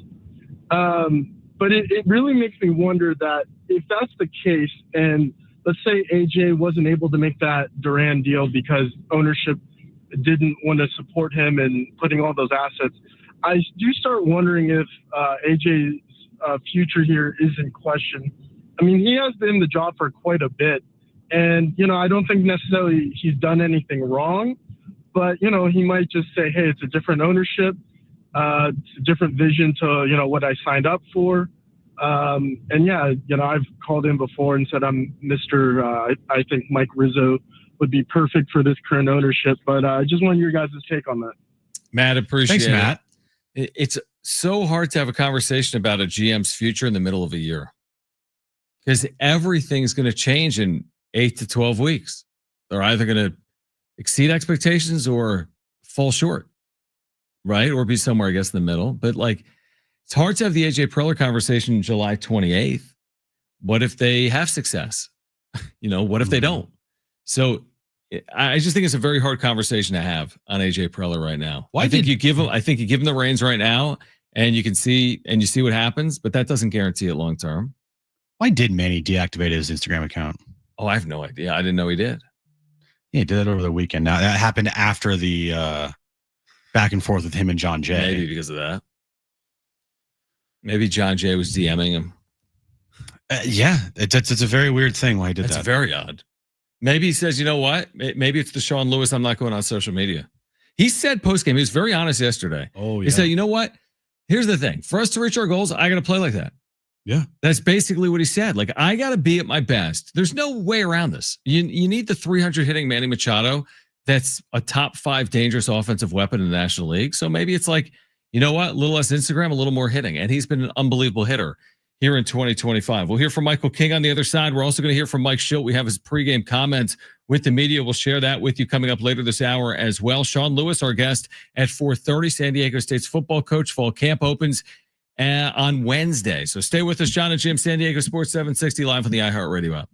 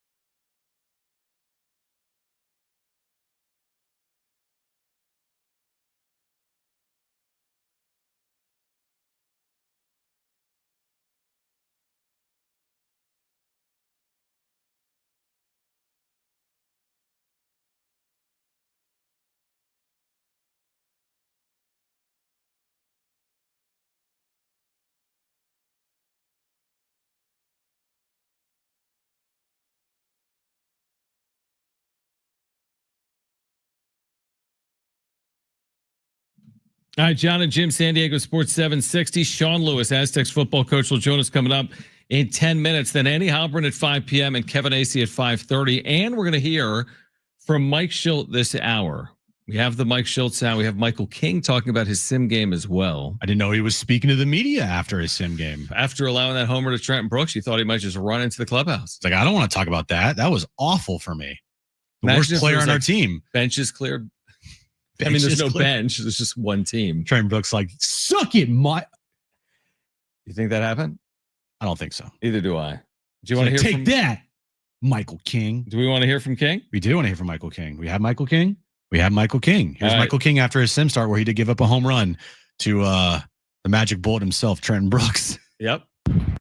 The adrenaline of like pitching at Petco is a little bit more than Arizona backfield. So I was happy with the command of everything. Shapes were good. But yeah, I felt like all pitches were commanded pretty well.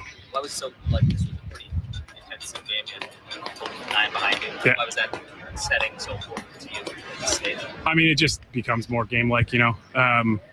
I still try to have fun out there, and I'm apologizing to Tyler Wade when I almost hit him. It's like those kinds of things I wouldn't do in an actual game. But seeing a ball get hit into the outfield and knowing I got a defense there, trying to pick somebody off, trying to make sure it doesn't steal. There's so many different things that go into a game that you're not typically used to when you're first building up. So I like that we're doing that. So I'm hopefully a little bit better at it when I return. Do you think this sets you up for the next step? Build pitch count. I'm always the type that wants to build as much as I possibly can. I was happy I was able to go 3 ups. Last one was 1 of 20. So I think I did 40 pitches today. But yeah, I mean, I would love to build as much as I possibly can, as quick as I possibly can. So that's going to be some conversations I have in the next couple of days. Do you expect it to be another one of these, or do you think mildly rehab assignment? No idea. I was asking that earlier, and they said let's just get through today. So those conversations will probably happen in the next 48 hours.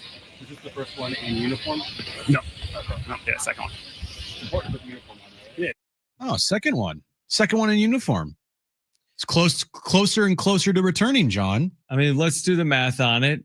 Let's say you need to build up to 75 to 90 pitches, and let's say he pitches every 4th or 5th day to do that. I mean, even 10, what's realistic? 10 to 15 days from now? Is that overly optimistic? 10 to 15 days from now? Well, the timeline's always been, since they revealed a timeline, was the middle of August. Yeah, I thought he said no timeline. I thought we heard like sometime in August. Sometime in August. Yeah, exactly. So that could be pretty soon. Could be Thursday. It could be not Thursday. Well, it's not going to be Friday. Well, he's going to make another appearance. No, I mean, Friday's not realistic. Obviously. Obviously. I think the lesson learned to me from the Darvish controlled environment sim game is that is not an ideal way to do it. That you need to throw someone into a real game, and the only way to do that is to do it on a rehab outing. I mean, you're talking about months between facing real opponent hitters. Months. He hasn't pitched since the middle of May. Just go throw him in AA or AAA or single A, wherever it makes the most sense for his circumstance.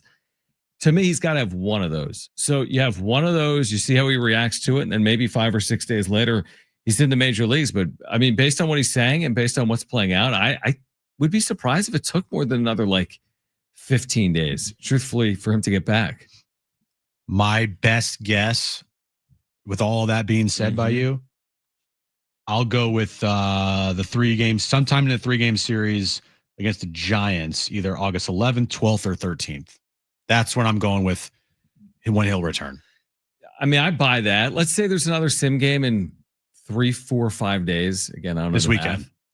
Yeah, he says Monday, but he only threw 40 pitches. Yeah, let's say Friday, Saturday, whatever. Bullpen Wednesday, Thursday, sim game Friday, Saturday, Sunday. Then let's say a rehab the next week. So Wednesday, Thursday, Friday, somewhere in there. And then an outing in the major leagues. Yeah. I think one sim game will be enough. Or not, sorry. One rehab game will be enough. Probably.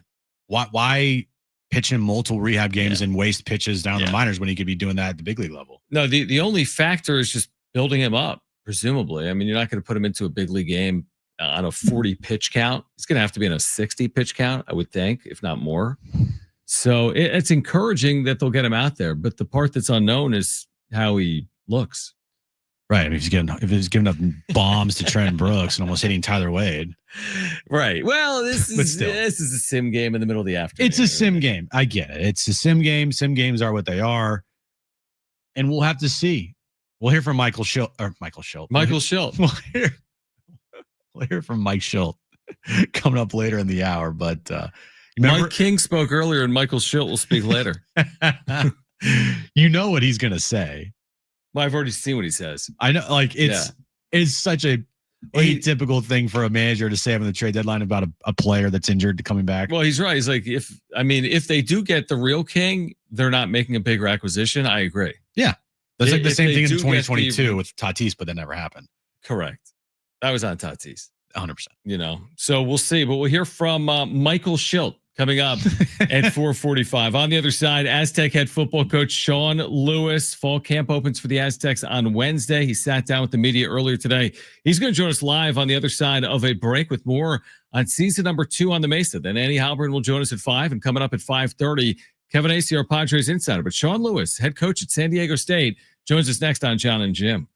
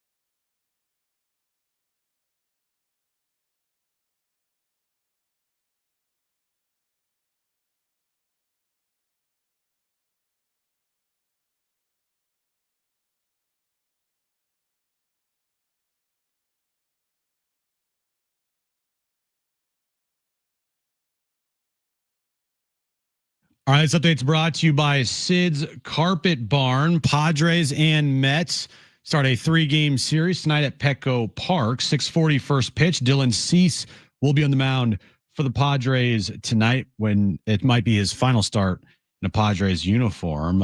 Trade in baseball today. Old friend Chris Paddock was traded from the Twins to the Tigers, and SDFC, they picked up 3 points over the weekend on Saturday night. After their 1-0 victory over Nashville. With Kohl's Fine Flooring closing, Sid's Carpet Barn is San Diego's undisputed flooring leader, carrying a huge selection of high-end flooring and durable, economical flooring, too. All the lowest prices in town. Visit sidscarpetbarn.com today.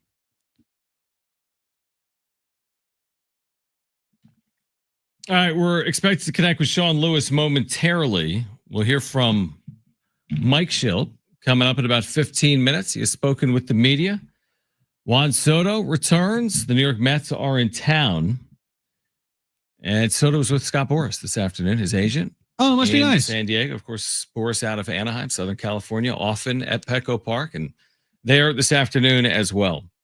All right, San Diego State football. We just had Sean Lewis on the show just a week or two ago from Las Vegas, Nevada. It has gotten real. Fall camp gets underway Wednesday. It's great to once again reconnect with Sean Lewis. He's getting his football program ready for 2025. A month from today, Aztecs and Stony Brook, single game tickets, mini plans, season tickets on sale right now at goaztecs.com. And speaking of season tickets, Sean, we appreciate you taking time. You made a really cool announcement earlier today about your fall camp for San Diego State season ticket holders. For our listeners that missed that, what type of opportunity do ticket holders have to start fall camp? And thanks for hopping on. Yeah, guys, thanks for having me. It's awesome to connect, and obviously a great time of year here with ball getting started this week. But yeah, we mentioned earlier today at the press conference, I want to make sure that all of our current season ticket holders know that we're opening up practice for the first 2 weeks. So practice gets rolling on Wednesday and all the way through August 13th, leading up to Fan Fest on August 14th.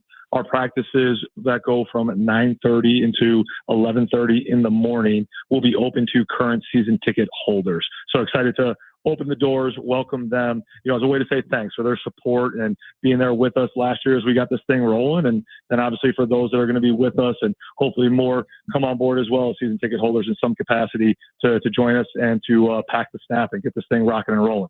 And I'm sure all season ticket holders, they're what they're thinking about right now is who's the starting quarterback? The obligatory, what's the timeline for your starting quarterback? Well, coach, what's the timeline for a starting quarterback for you? Yeah, I mean, we'll have 2 great scrimmages in those first 2 weeks of camp, along with numerous other opportunities for the quarterbacks and for the offense and for the whole team to come together. So as soon as we can, figure out who's going to give us the most confidence, who's going to be most efficient moving the ball and putting it in the end zone, that guy who kind of grabs it by the reins and takes hold and gives the offense the confidence, day in and day out and shows it with their consistent play. We want to make that announcement and know for those individuals and most importantly for the team, who's going to be the guy leading us. But we got some great guys in the room. Jane Denegal and Bert Emanuel have done a great job since they've been here. And whoever ends up being the primary starter, both guys are going to have a significant role because they are both dynamic playmakers and they're going to help us win a lot of games this fall. Sean Lewis, San Diego State second-year head coach with us on the home of the Aztecs, San Diego Sports 760 and Jon Jim. By the way, Fan Fest, which includes a scrimmage, is a Thursday night at Snapdragon. That's Thursday, August 14th, 7 p.m. Free tickets are available right now at goaztecs.com. If you want to make it out to Fan Fest, a scrimmage, Thursday, August 14th, 2 weeks to the exact moment of when the Aztecs open their season against Stony Brook. That'll be Thursday, August 28th. Again, free tickets available at goaztecs.com. I was going to ask this earlier during your press conference, but I just, for whatever reason, I didn't because I knew I'd talk to you later in the day. But what is it about the fine line between getting a team ready for a season, but also keeping veteran players healthy? How do you balance that from like a coaching perspective? It is football, right? You have to play football to get good at football, but how do you make sure you're as healthy as you can be heading into a year?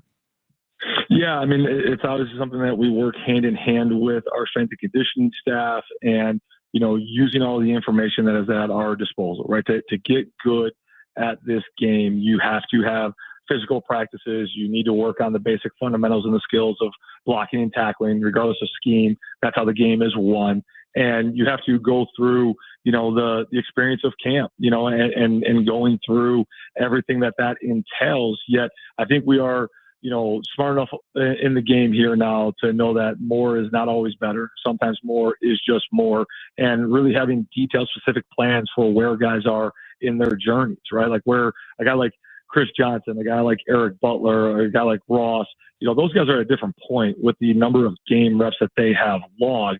And so there's different weight that really gets put on each individual drill. And there's certain things that those guys need to do versus there's other things that they have enough time on task that, we can allow them to go work on a specific nuanced skill, some of the Jedi tricks that where they're at in their training that, a younger guy isn't ready to drill or to train because they're still learning how to do the basics and the fundamentals. So it is a fine line to make sure that everyone is physically ready to play and that they're conditioned to play, but that you come out of camp as healthy and as fresh as possible so you can go attack week one the right way and the whole season, that you set yourself up for success with all that comes.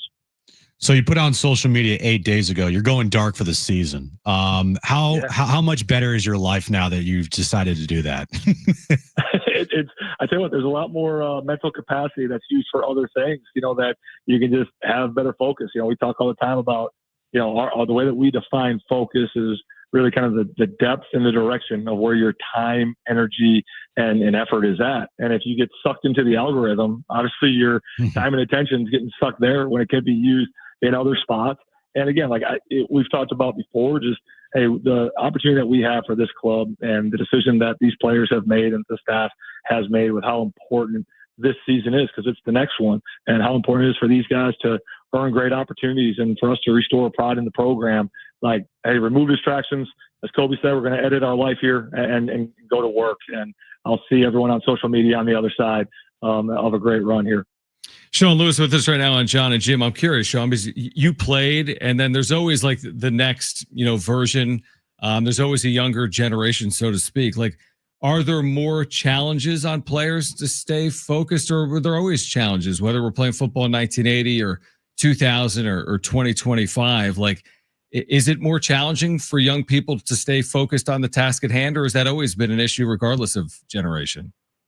I think there's always been temptation out there regardless of generations, right? And that's why it's so critically important that you get people in the building with great character that know what their priorities are and, again, edit their life accordingly, right? But, there's always been temptation. It'll always be out there. I told the guys last week as we wrapped summer conditioning, we gave them some good days for R&R, but it's that idle time is the devil's playground, right? So make good decisions with all the hard work that they've invested so that we can attack camp the right way. But I don't think that's specific to this generation or any others. Those temptations have always been out there, and we got great guys that make great choices in the building here.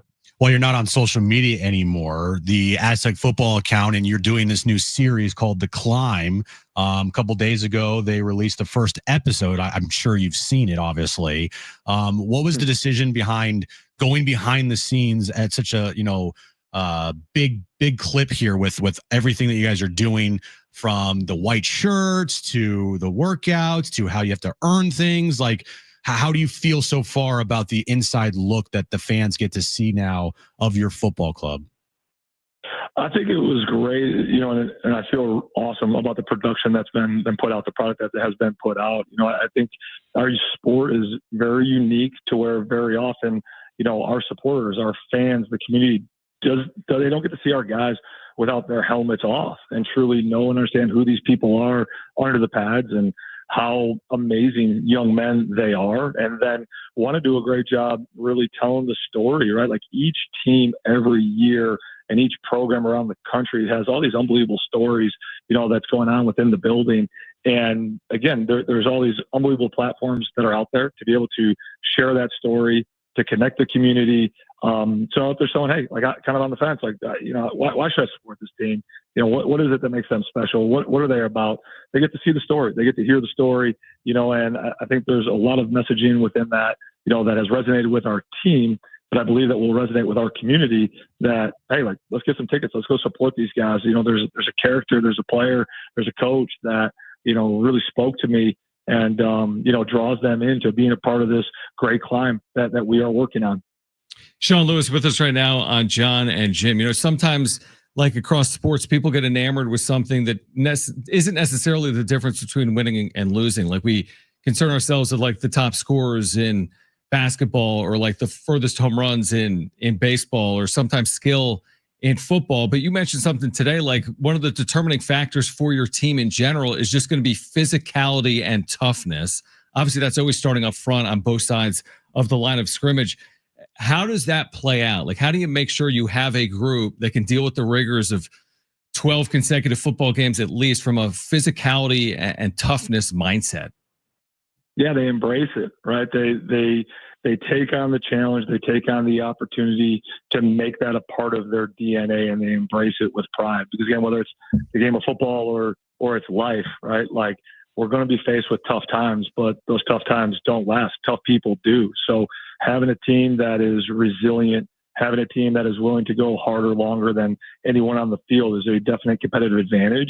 And ultimately, when these guys leave here with great degrees and their great playing experience and all the things that we're able to provide here, right? Like, we still want them to be great young men that are able to weather the storm and handle hard better than they've ever been able to. And so, presenting those challenges, training them the right way here through training camp. And to your point, dominating the line of scrimmage, right? And winning that physical battle in the trenches, and having a tough squad that is able to withstand anything that comes our way this season will be paramount for our success.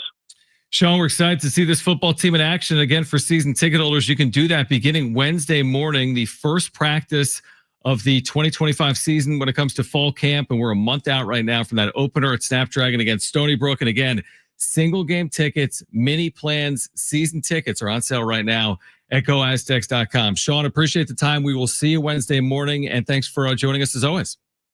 Yeah, guys. Thank you. Go Aztecs. All right. Great stuff from the head coach at San Diego State, Sean Lewis. 1 month from tonight, San Diego State will get its season underway.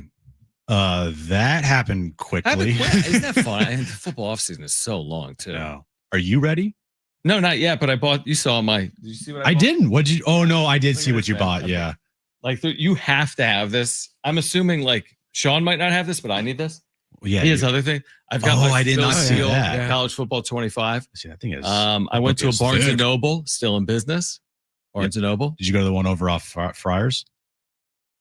No.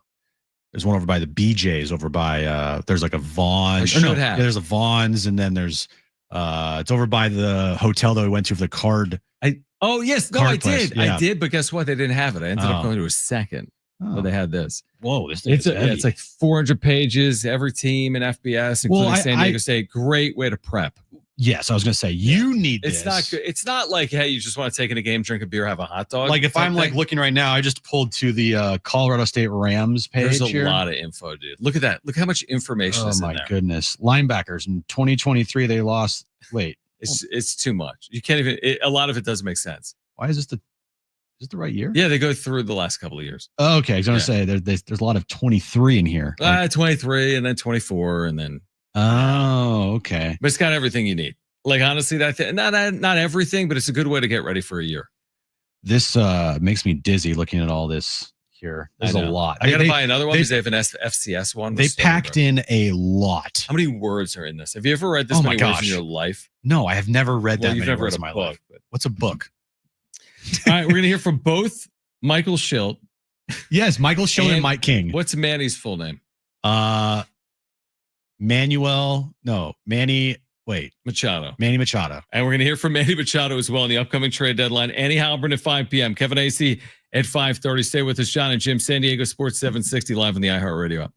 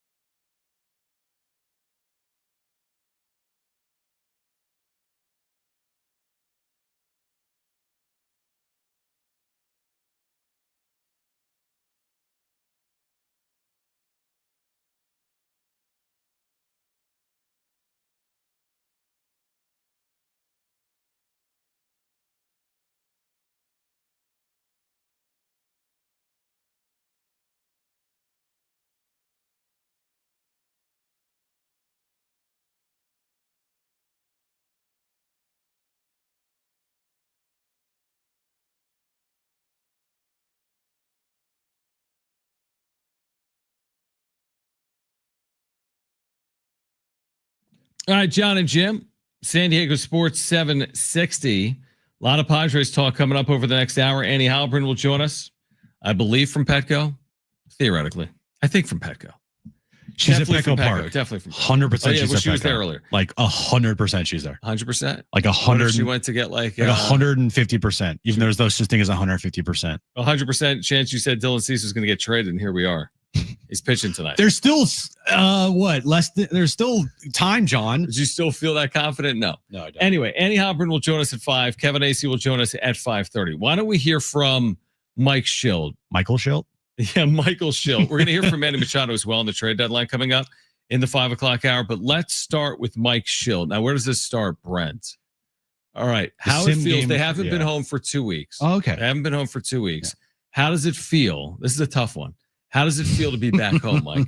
Really nice. It's really nice. Listen, we always love going on the road, amazing cities and ballparks and competition, and but there's no place like San Diego, and it's good to be here, and we're excited about being back in front of our fans. So it's great. That was a good little tester coming out of the break. You got a 10-game road trip and some hot, steamy places. Overall, how do you feel about how the team performed? I felt outstanding about it. Listen, I don't know if it's the absolute recipe, go 500 on the road, whatever. But, you play 500 baseball on the road, you feel pretty good about it, especially with the circumstances of the trip. I mentioned this after the game last night. I was as pleased about the performance the last 2 games of the road trip. And it's just more confirmation, but it's also good to see that our players, man, our guys absolutely balled out, man. They brought it. They were able to show up in some real tough circumstances in a long road trip, the longest one of the season, in some really tough circumstances. We talk about winners compete regardless of circumstances, and they showed up and absolutely got after yesterday, and it was a championship effort. And it seemed like at the end of that trip, when things could have potentially gotten sloppy or whatever, it seemed like you're playing some of your best baseball. That's right, and that's an excellent point, and that is the point. It could have gotten a little sideways. It could have gotten, hey, let's just get back to San Diego. Let's just get out of here. No, we're getting out of here winning some games. And the guys took care of business. I was really proud of them. Pretty exciting to see Michael King out on the mound today. What can you tell us about his simulated game? It was very encouraging. Very, very, very encouraging. I'm sure most of you saw it. You can form your own opinions, and everybody has the right to have them. You're asking me mine. I was extremely encouraged by it. It looked like Michael. We don't want to get too far down the road, but we are getting down the road, and the end of the road is back pitching for the Padres, and clearly that'd be a huge boost for the club. And Michael's excited, but watching today, the ball was coming out good, and changeup was good, and the secondary was there, and still, as you would expect after a multiple month hiatus from the mound, there's still a little bit of rust there. But as far as the ball coming out and the movements, and it also looked like he felt good. And that's the most important thing. It looked free. It looked easy. It didn't look apprehensive. So we saw a convicted athlete out there. And so it was a very encouraging day for Michael King and the Padres. Yeah. You have a pitch count? How many pitches he threw this time? I didn't get it. He went out for the third. We wanted to get 3 ups with him today. And I got other obligation to come in right when he started the 3rd up. And I've been busy till now, so I don't know the exact number, but it was in a controlled environment, so I'm sure what's him and Ruben wanted. Mike, what's your approach to a week like this when there's maybe a little bit more on some of the minds of some of your players with the trade deadline coming around? Yeah, you know what? Our approach doesn't necessarily change. AJ's got more than his hands full, and he's the right man, and wouldn't have any other general manager in the business doing what we're doing. I'm thankful for that.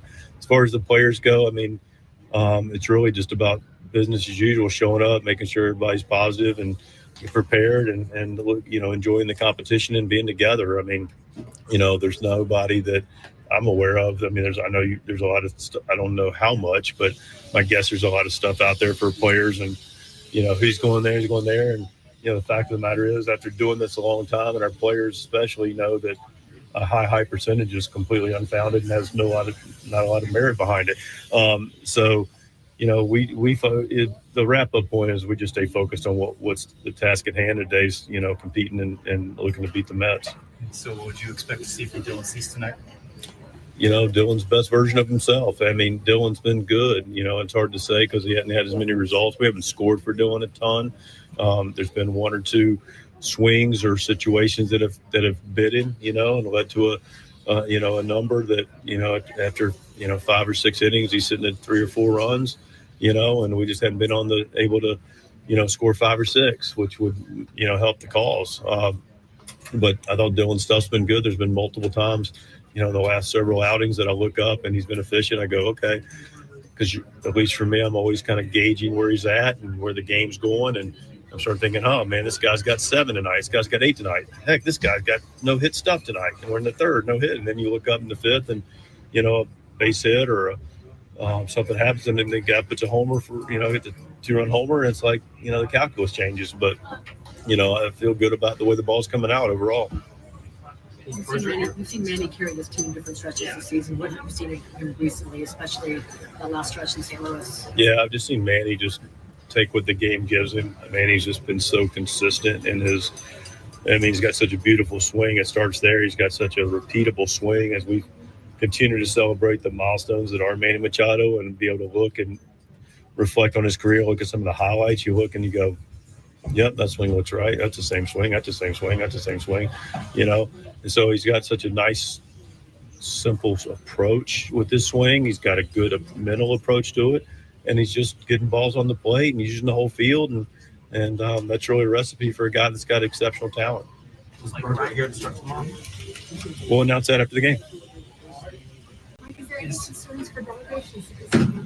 Any physical concerns?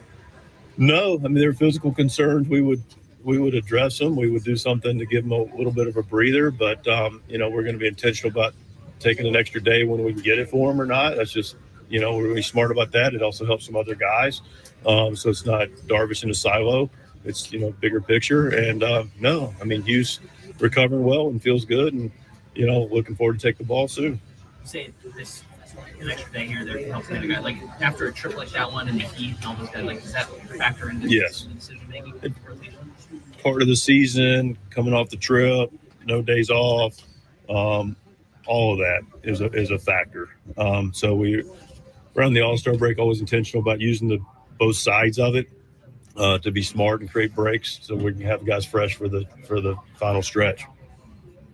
I'm sure you're in constant contact with AJ about every single trade rumor that's out there. No, that's not AJ. But do you expect Michael King to be your biggest post-deadline acquisition? I can't speak to that. I'll let you know at the end of the All-Star, end of the trade deadline. I am in contact with AJ. He's phenomenal, but I love the way we work together because, I manage the club that he gives us, and I know he's working hard to always give us the best glove he can within the parameters he's been given. Michael King comes back, whether we add and what we add, it's hard to say relative to Michael coming back, but, it's going to be hard to expect anything better than Michael King. I would imagine just back to Darvish on getting the extra day, the fact that you have guys that have performed well and you can rely on plays a role in that as well, that you can go to those options? Absolutely. It's a performance-based deal, and it's always the case. And it doesn't really waver in April or May, but it's clearly the case, as we start to get into July, early August. So, having guys that have been able to come up and confidently compete is definitely a part of the calculus as well. All right, you heard Andy Halpern, you heard Darnay Tripp, you heard Marty, you heard they'll all battle it everybody. They'll all battle it out on the other side. They're all going to join us. Actually, Andy Halpern's going to join us on the other side. We'll react to what Mike Schilt just told the media. The Padres balling out per Mike Schilt. 5-5 road trip. They balled out. They were 3-5 up until Saturday, but they went 5-5 on the trip. Andy Halpern from the UT on the other side. Kevin Acee at 5:30. We'll hear from Manny Machado on the upcoming trade deadline as well in the 5 o'clock hour. Don't go anywhere. This is Jon and Jim, San Diego Sports 760.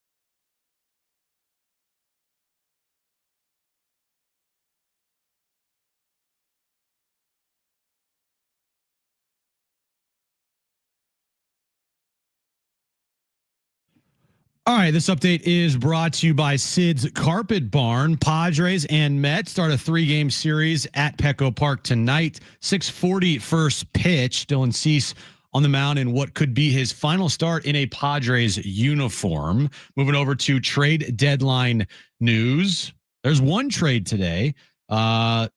Old friend Chris Paddock was traded from the Twins to the Tigers, and SDFC picked up 3 points over the weekend on Saturday night with their 1-0 victory over Nashville. With Kohl's fine flooring closing, Sid's Carpet Barn and San Diego's undisputed flooring leader carrying a huge selection of high-end flooring and durable economical flooring too, all at the lowest prices in town. Visit sidscarpetbarn.com.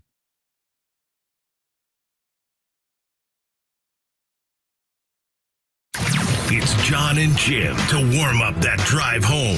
We were named the best sports talk show in San Diego for a third time, believe it or not, since 2022. Yay. So we appreciate you. We're going to put a video on social media with some outtakes because we're idiots when it comes to that stuff. We don't have to announce that. Why? You're going to put the outtakes on social media. I was just going to make a video and put it on social media. Thanking all of our great listeners. But with the outtakes, right? Potentially. Now, time for Jon and Jim. All right, San Diego, Southern California, what's going on? This is the final hour of Jon and Jim. We're going to go back to, this is the final hour of Jon and Jim ever, and we're going to bring Andy Halbert on the show. No, it's not. And on a high. It's not the final hour forever, although it could be because it is radio. All right, Andy's Monday. with us right now on Jon and Jim. Obviously covering the Padres down there at Petco. We just heard Mike Schilt with the media pregame. Oh, did we ever? They balled out. He said that the Padres balled out in the road trip. First of all, Andy, how are you? Thanks for hopping on. I am doing great. Jon, little Jimmy, it is great to join you both. And how are you guys today? You know what? Hold on. I have to be honest. Hold on. I feel like I'm being set up here. I feel like you mentioned that Jon and Annie are in on something. What is happening? Okay, here's what I did earlier. What is happening? I said, Andy, this is 11:20 a.m. Andy, I hope all is well. Any chance you can join me and Jimmy? And then I put in parentheses, he hates that nickname. Today at 4:35 or 5:30. Always appreciate it.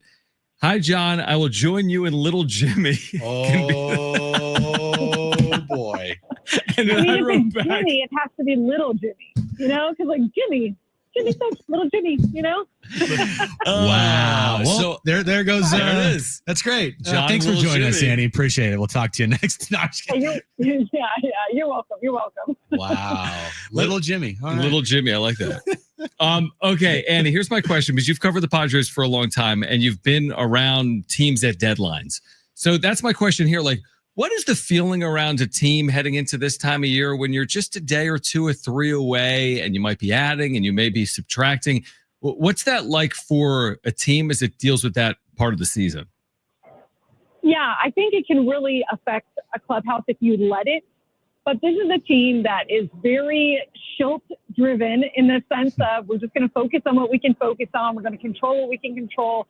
And it doesn't matter if we get one guy or we get 20 guys or we get no guys, we have to win. So the feeling right now is more of we need to continue, we being the clubhouse, obviously, we need to continue to win games. We need to continue to climb in the stands. We need to solidify this wild card spot. Whether we get reinforcements or not, we're going to have to figure out a way to do this.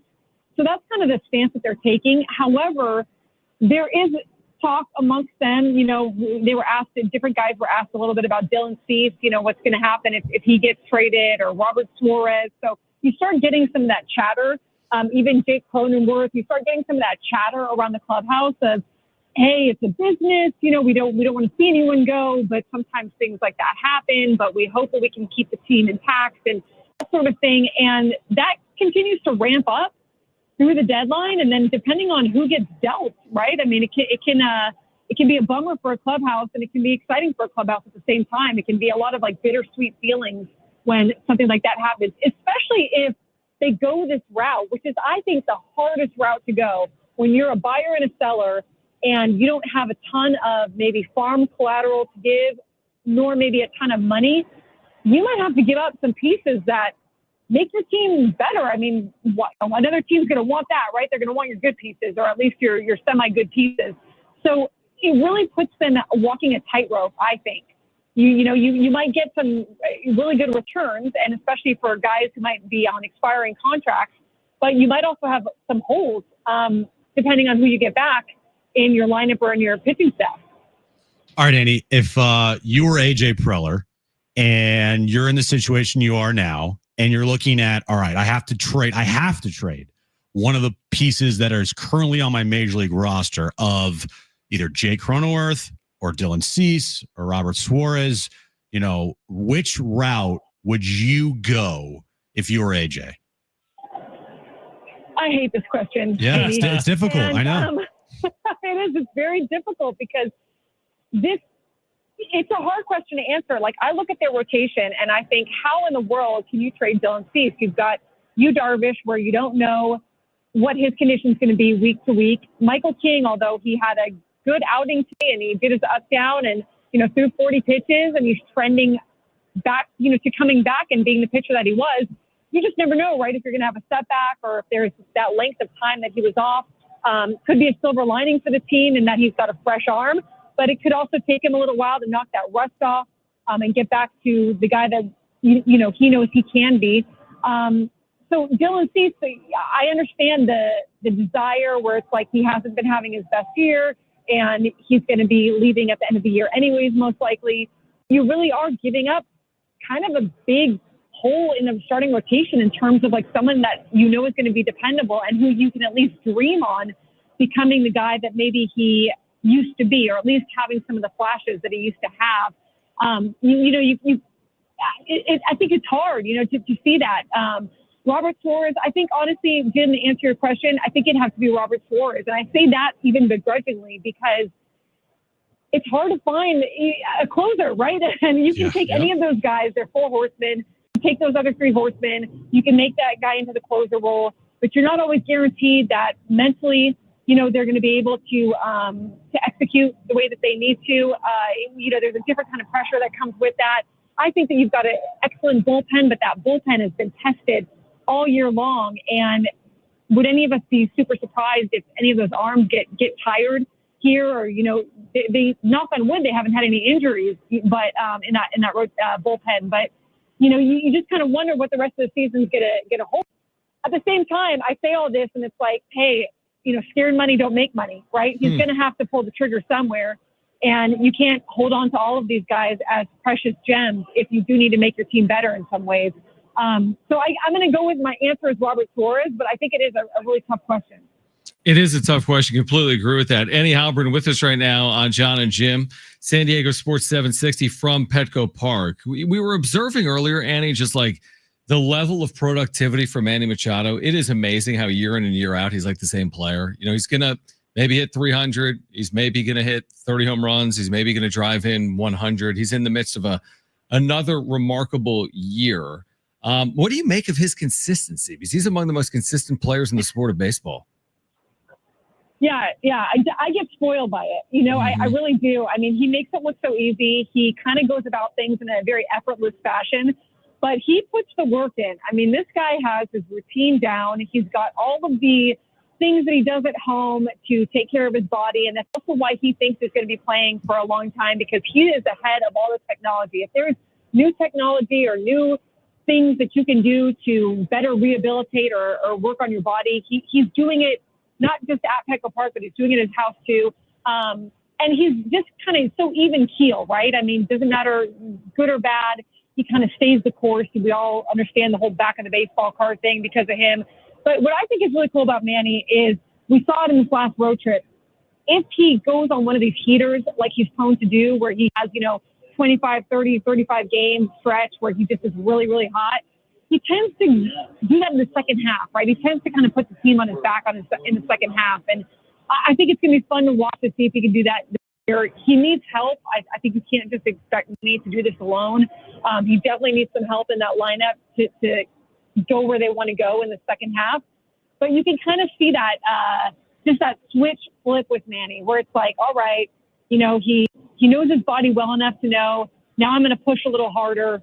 Now it's the second half. Now it's all about making the playoffs. Now we're going to turn it on even a little bit more. So I think that's a really fun thing to watch about him. If this team made no moves, Annie, which is not going to happen. Like Preller, he can't do that. He's going to make moves. But we were arguing like if they made no moves, I think they still could be a playoff team. Would you agree with that? No, Jim, absolutely. They have to be. I mean, if they make no moves, you've got to figure it out. And I understand that they have holes in their lineup, and they've got a bottom of the lineup that has some of the worst numbers in the league, or at least they did before this last weekend.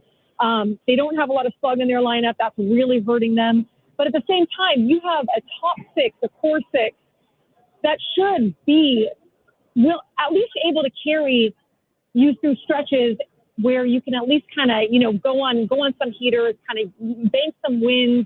You definitely don't want that back hole to be 7, 8, 9 in your lineup night after night. But you got to figure that you're going to get some production there, and you're not always going to be up with runners in scoring position there anyways. So I think you've really got to look at that core six and go, okay, guys, it's your time to shine. You're not all going to be hot at the same time. You're not all going to be like, numbers astronomical at the same time. But somewhere you got to dig deep, and you got to be able to pull this off somehow. This is a lineup that other teams would look at and they would say, what's your problem? What's your problem? You guys have a $211 million payroll or whatever it is now. You've passed the second threshold in CBT money. And yes, a lot of that are the contracts that you've already given out, but you gave out those contracts because this team was supposed to be able to do these sorts of things, right? I mean, you're depending on these guys. That's why you gave out those contracts. It is hard to look at that and go, well, we don't believe in that. I don't think that anyone's going to do that. So I understand the need for reinforcements and to better this lineup where you can. But I also don't think that they have any excuse. I really don't. Like, you got to go out there and you've got to show that these contracts and these long-term deals, are paying off really for this club. And the bottom of the lineup, those guys still have opportunities, right? I mean, you're still playing a big league game, or you're still being paid big league money, so someone's got to dig deep down there in the bottom of the lineup too, even if they get no reinforcement, so I don't think that there's an excuse for them either. I really don't.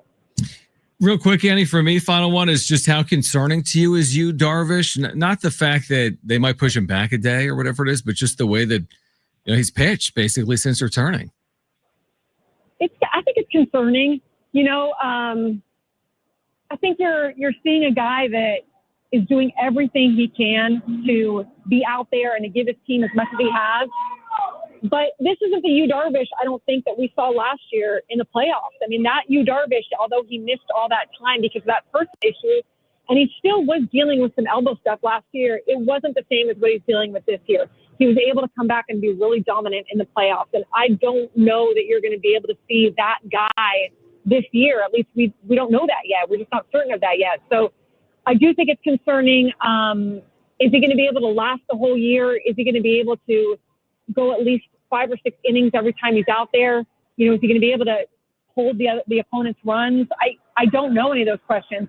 He is working his butt off. I mean, I really think that with Yu Darvish, it's incredible to watch this guy work. It's incredible to watch him go about his routine and about the way that he takes care of his body as well. But I think that for him to be doing all of that and still be in this position where it feels a little touch and go is concerning. And I think he would say the same thing, honestly, that, he's not where he wants to be right now. And hopefully he can get there, but that's to be determined for sure. Okay, so this is what you started, Annie. Our YouTube chat has been spammed with the word little. Another comment here says, oh my gosh, that's the worst thing to be called, Little and Jimmy, but combined is diabolical. He is now forever known as Little Jimmy. Someone else said, change the show name to John and Little Jimmy. So thank you, Annie. I appreciate that. You know what? I'm going to give you a gift right here. How about Big Jimmy? Big Jimmy sounds more like you came out of prison or something, like Big Jimmy. So, Big Jim. Annie, exactly. I love it. I'm going to give you that gift right there. Thank you. We appreciate you, Annie. Thanks for hopping on. We'll do it again soon, and appreciate you taking time for us. Hey, thanks for having me, guys. Anytime. Have a great rest of your day. All right, Annie Halpern. You heard that? Anytime. Yeah, Calvin in the chat says, nope, Lil Jimmer. Little Jimmer. Little Jimmy's Jimmer. third, Prison Jim. Kevin Acee will join us coming up in 15 minutes. We're going to hear from Manny Machado on the impending trade deadline on the other side. Kevin at 5:30. Jim's back page ahead. Jon and Jim.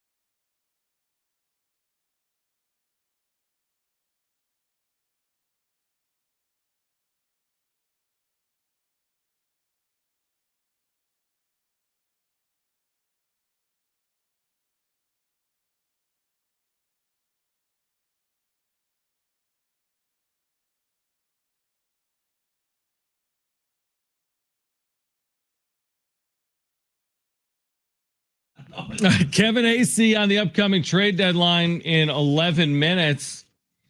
We all remember that one teacher made a difference who believed in us, challenged us, or just made learning fun. Now's your chance to say thank you in a big way. With iHeartRadio's Thank a Teacher, powered by Donors Choose, nominate an outstanding public school teacher who's gone above and beyond for their students to win $5,000 to stock their classroom with whatever they need. Help us say thank you to the educators shaping our future.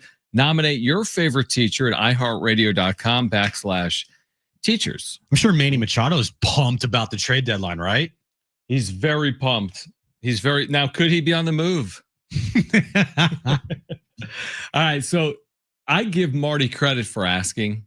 Well, look, I give her this credit. is not even like what's the word I'm looking for? It's not it's a low-hanging fruit question, but it's also the question that needs to be asked because this is the time of year when you ask this question. I know, but Manny's so locked in. He doesn't want to deal with anything.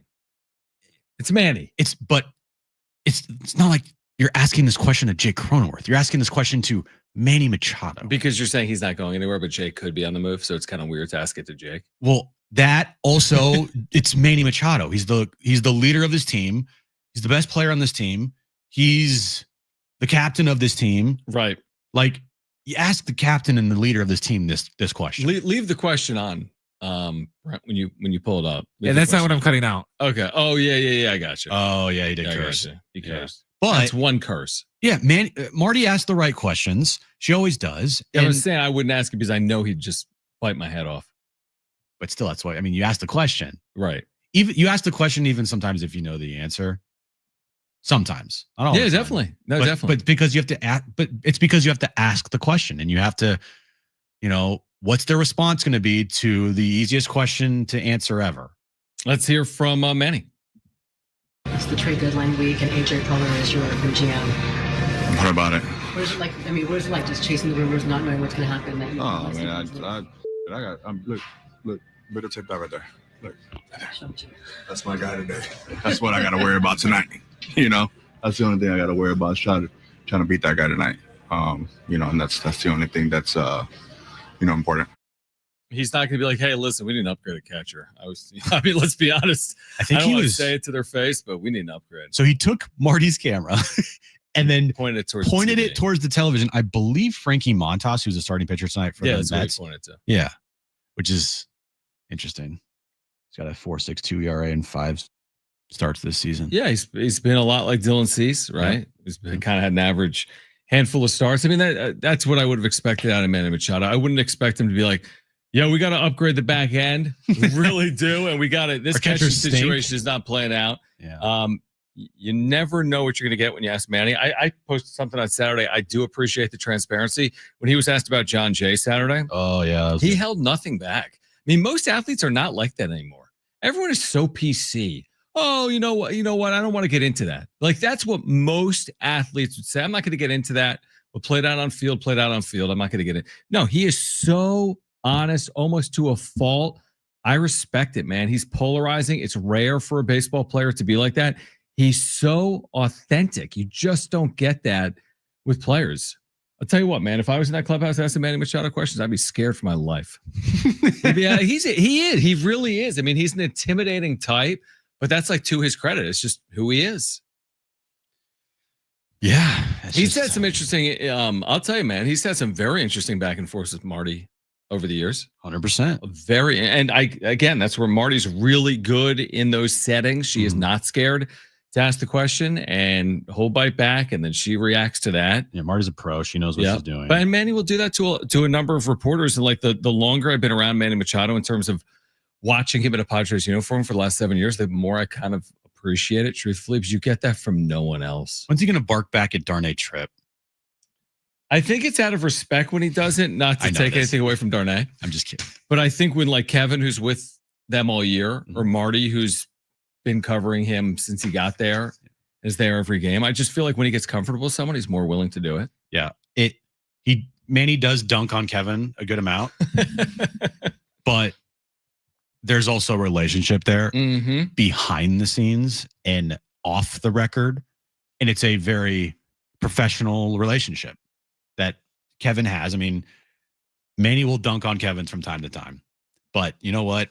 Kevin's also one of the only people in town that has gotten the one-on-ones with Manny that he has turned into, these articles that he has written about Manny, even though there was a pretty scathing piece on Manny after the 2023 season, which I think was deserved, to be honest with you, 100%. No, nothing was off limits after that year. And he's still in there talking to Manny Machado. Yeah, every which single is day. a credit to Kevin and to Manny that you can write that type of piece, which he did through source reporting. And I get Manny not liking it, but Manny's in the midst of one of the best seasons of his career. We'll see if he can finish it off. It's as simple as that. He's playing brilliant baseball. He's in the midst of one of the best seasons of his career. We'll see if he can finish it off. And Manny's not overly worried, apparently, about the trade deadline coming up on Thursday. We are, though, and our listeners are, and our viewers. So we're going to ask Kevin Acee about it on the other side. Kevin will join us live from Petco Park on the other side. The latest on the upcoming trade deadline, now less than 72 hours out.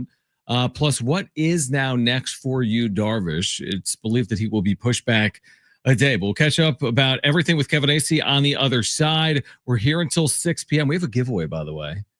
Maybe we'll do that coming up at 5:45. We have Blues Traveler tickets, Gin Blossoms tickets as well to give away. But Kevin Acee, our Padres Insider, joins us next. Jon and Jim, San Diego Sports 760 live on the iHeartRadio app.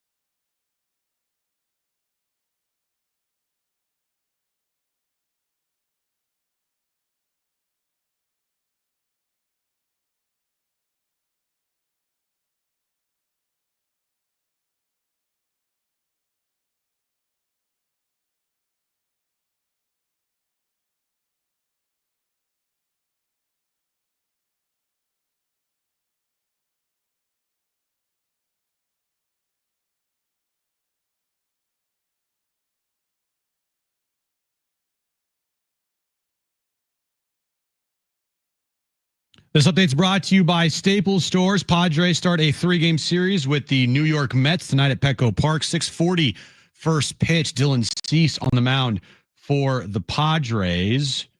One trade to report today. Old friend Chris Paddock was traded from the Twins to the Tigers. And over the weekend, SDFC picked up 3 points over with Nashville in a 1-0 victory. How many times have we all said that was easy? Well, the Staples Easy button is back, and it's got everyone saying it again for custom prints, shipping services, even passport photos, plus quality products delivered next day to over 98% of the U.S. Staples. That was easy.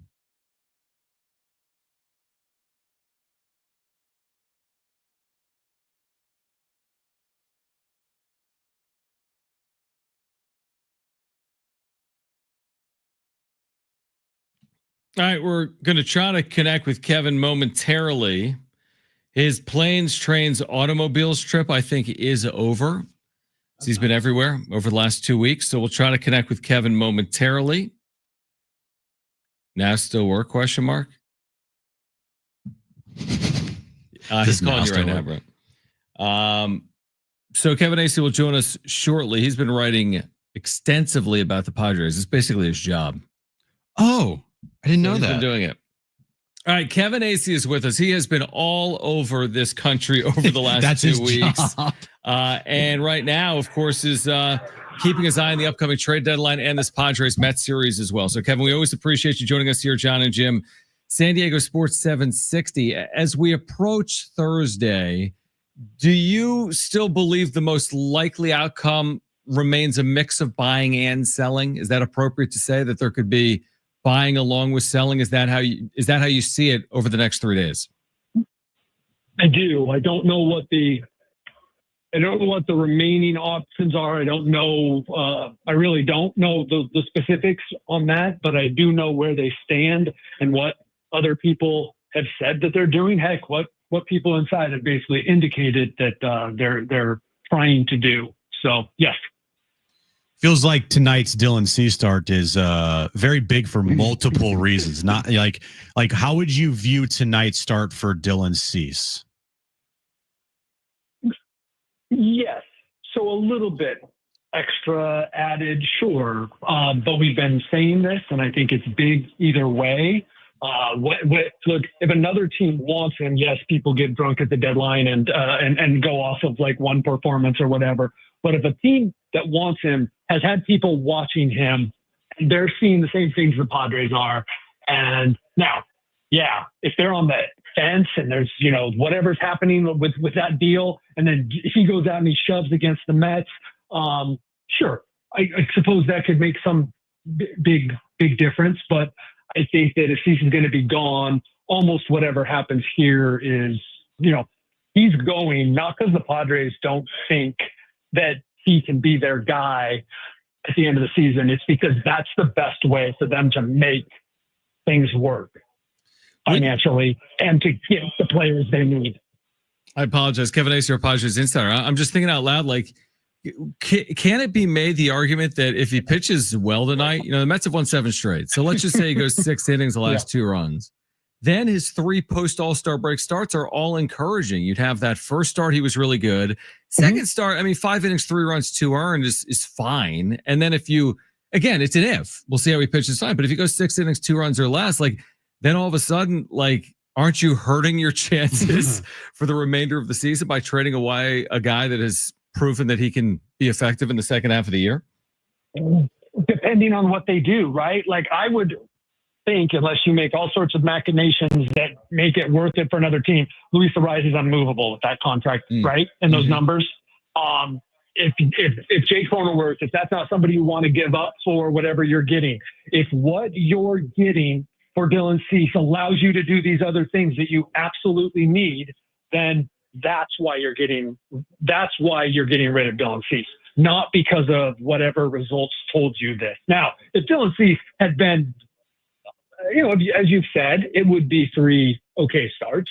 If he'd been that guy all year, guys, I don't know that you're entertaining this. If the entire rotation was healthy, if guys had hit better, I don't know that you're entertaining getting rid of Dylan Cease. The fact is, he has been who he is, and you need help elsewhere, and you don't have the resources to do it unless you sell something off. And that would be why Dylan Cease is going more than, really anything. What's the updated timetable here now with Michael King after his, up-down sim game start today at Petco? Yeah, 40 pitches. You would think that that's about as much as you're going to throw in a sim game. It's not like he's going to come out and do 5 innings or like 4 innings, I don't think. So, gosh, we could be looking at a rehab start, but I really don't know. This just happened. They'll want to see how he feels tomorrow. I know that Michael probably has 3 different plans based on, small, medium, large, feel great, feel okay, feel average. He's probably got the plan. He's ready to go. He's going to be pushing him. He'll be up at 6 a.m. tomorrow. Hey, guys, I'm ready to go out for my rehab.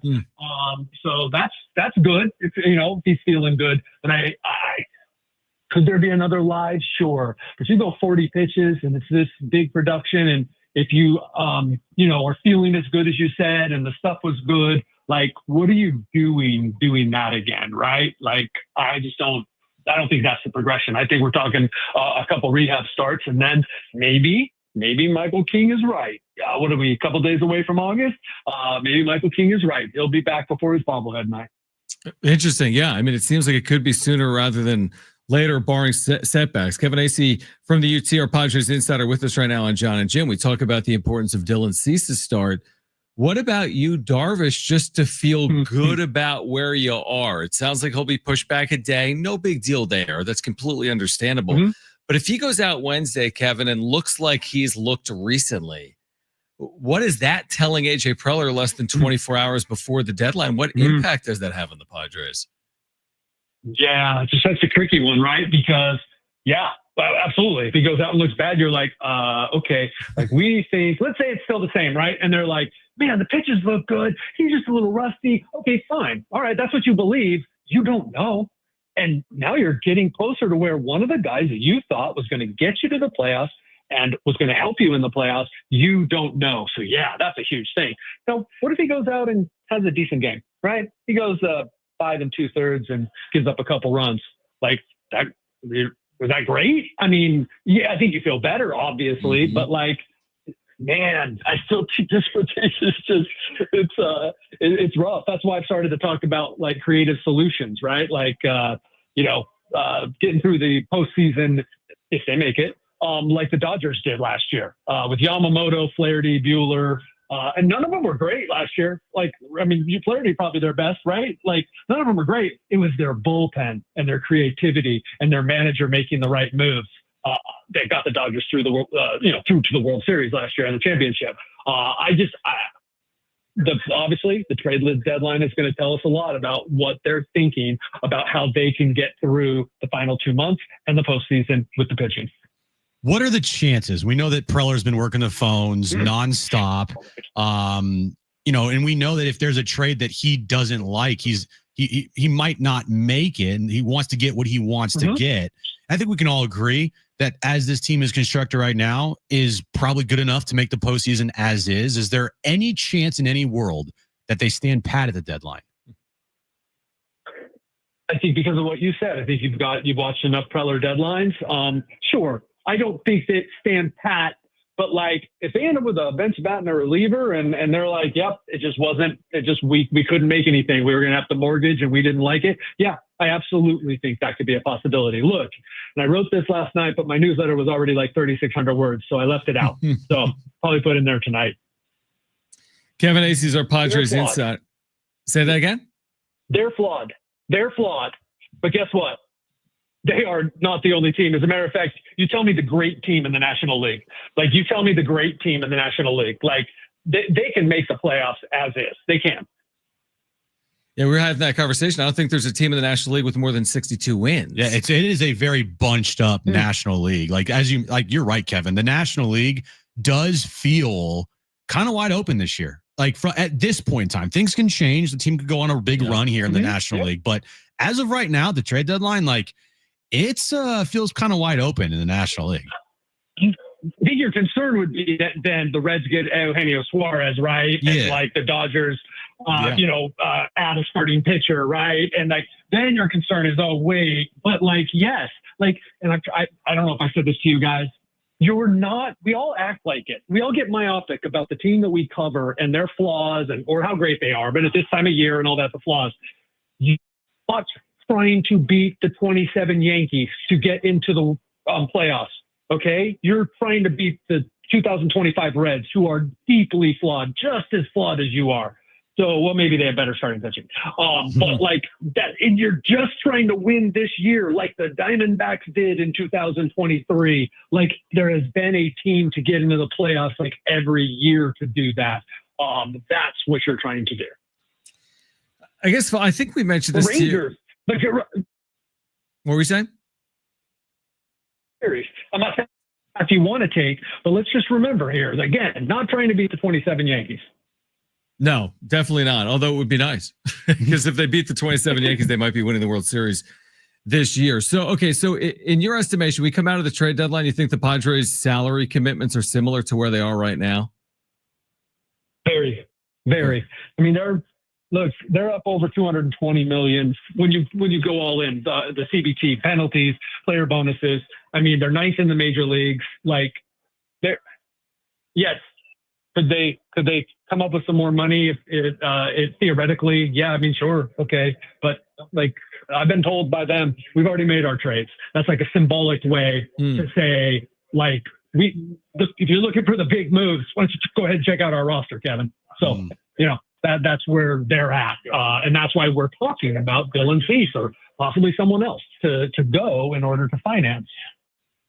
Yeah, that makes sense. And again, I mean, it was Mike Schill today, I think, with the media that said, you're not going to get a bigger acquisition than Michael King, right. Which again, some of that makes sense if you are getting back the pitcher that he's been in a Padres uniform. Kevin, excellent reporting. We appreciate you taking time. We know you've been everywhere over the last 2 weeks, so we'll do it again Wednesday, which is about 20 something hours out from the deadline. Hopefully we're talking about a trade. Maybe we'll be talking about something on Wednesday. This happened. Yeah. We'll see. Thanks, Kevin. Yeah. All right, guys. See you. All right, great stuff from Kevin Acee, our Padres Insider, brought to you by the all-new Jamul Casino Resort. The Players Place, we react, plus Jim's back page next.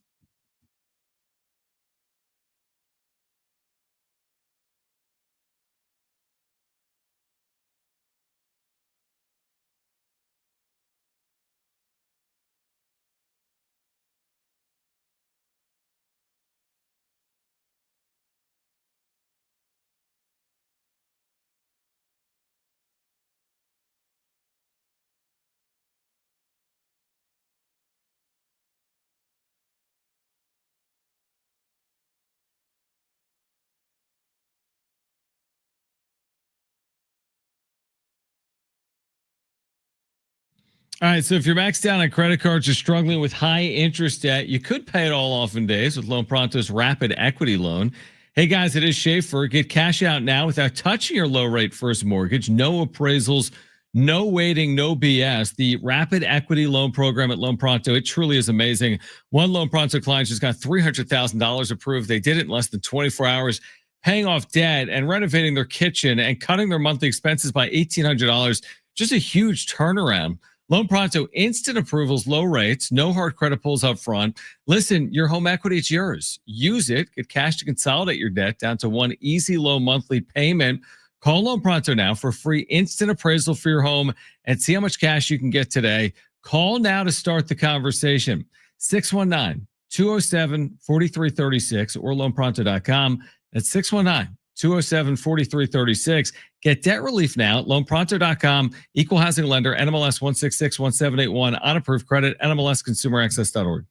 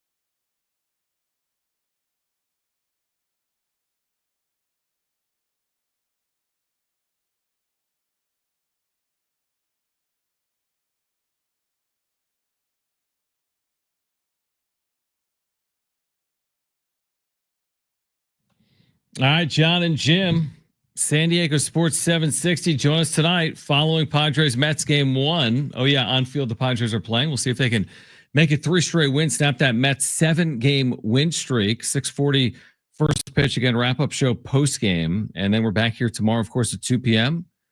Reacting to it all, Jim, one day closer to the deadline. I feel like the moves that AJ will make, closer we get, are just going to happen on deadline day. It's either going to happen Wednesday night. Right. Wednesday. Yeah, it's going to happen sometime Wednesday or right at the deadline. Remember, if he makes no trades, I'm wrong. I will wear my clothes backwards. And that's how confident I am. He will definitely be making multiple trades. We will hear something. Something will be clear as day obvious by Wednesday at some point. His first trade will not be Thursday. Those are my two. Feel very confident. Definitely a trade's happening, and the first one we get by Wednesday at the latest. Kevin has said from the beginning, like months ago, maybe like a month ago, but not months ago, but a month ago, like I wouldn't expect any big time trades this year, guys. Like the money commitments that they already have, as you just said there, like that's set, and they're not budging. They're not adding. Now they'll subtract, but if they subtract, then they're going to have to add to replace. Like, so they're not going to be adding like a bunch of money at the deadline. And there's some players out there that will you'll have to add a bunch of money at the deadline for. Well, that's where Dylan Cease and that type of player comes into the conversation. So if they don't trade Dylan Cease, then maybe they trade Robert Torres, who ESPN has it a 50% chance. But I see what you're saying. If they don't trade any of them, then they might trade for a guy that's making $1 million right now. If there's even that guy out there. Well, $1 million for the remainder of the year is a $3 million salary, but your point is valid. You know what I mean? Someone that makes 3.8 is owed like 1. Yeah, it's like some 1.2, like bench piece to replace Trent Brooks. Exactly. Call right now if you want 2 free tickets to see Blues Traveler and Gin Blossoms with special guest Spin Doctors. Gallagher Square, Petco Park, Saturday, August 16th. Third caller, you're going. Tickets and info at Ticketmaster.com. 877-767-4760. And right now, let's get to this.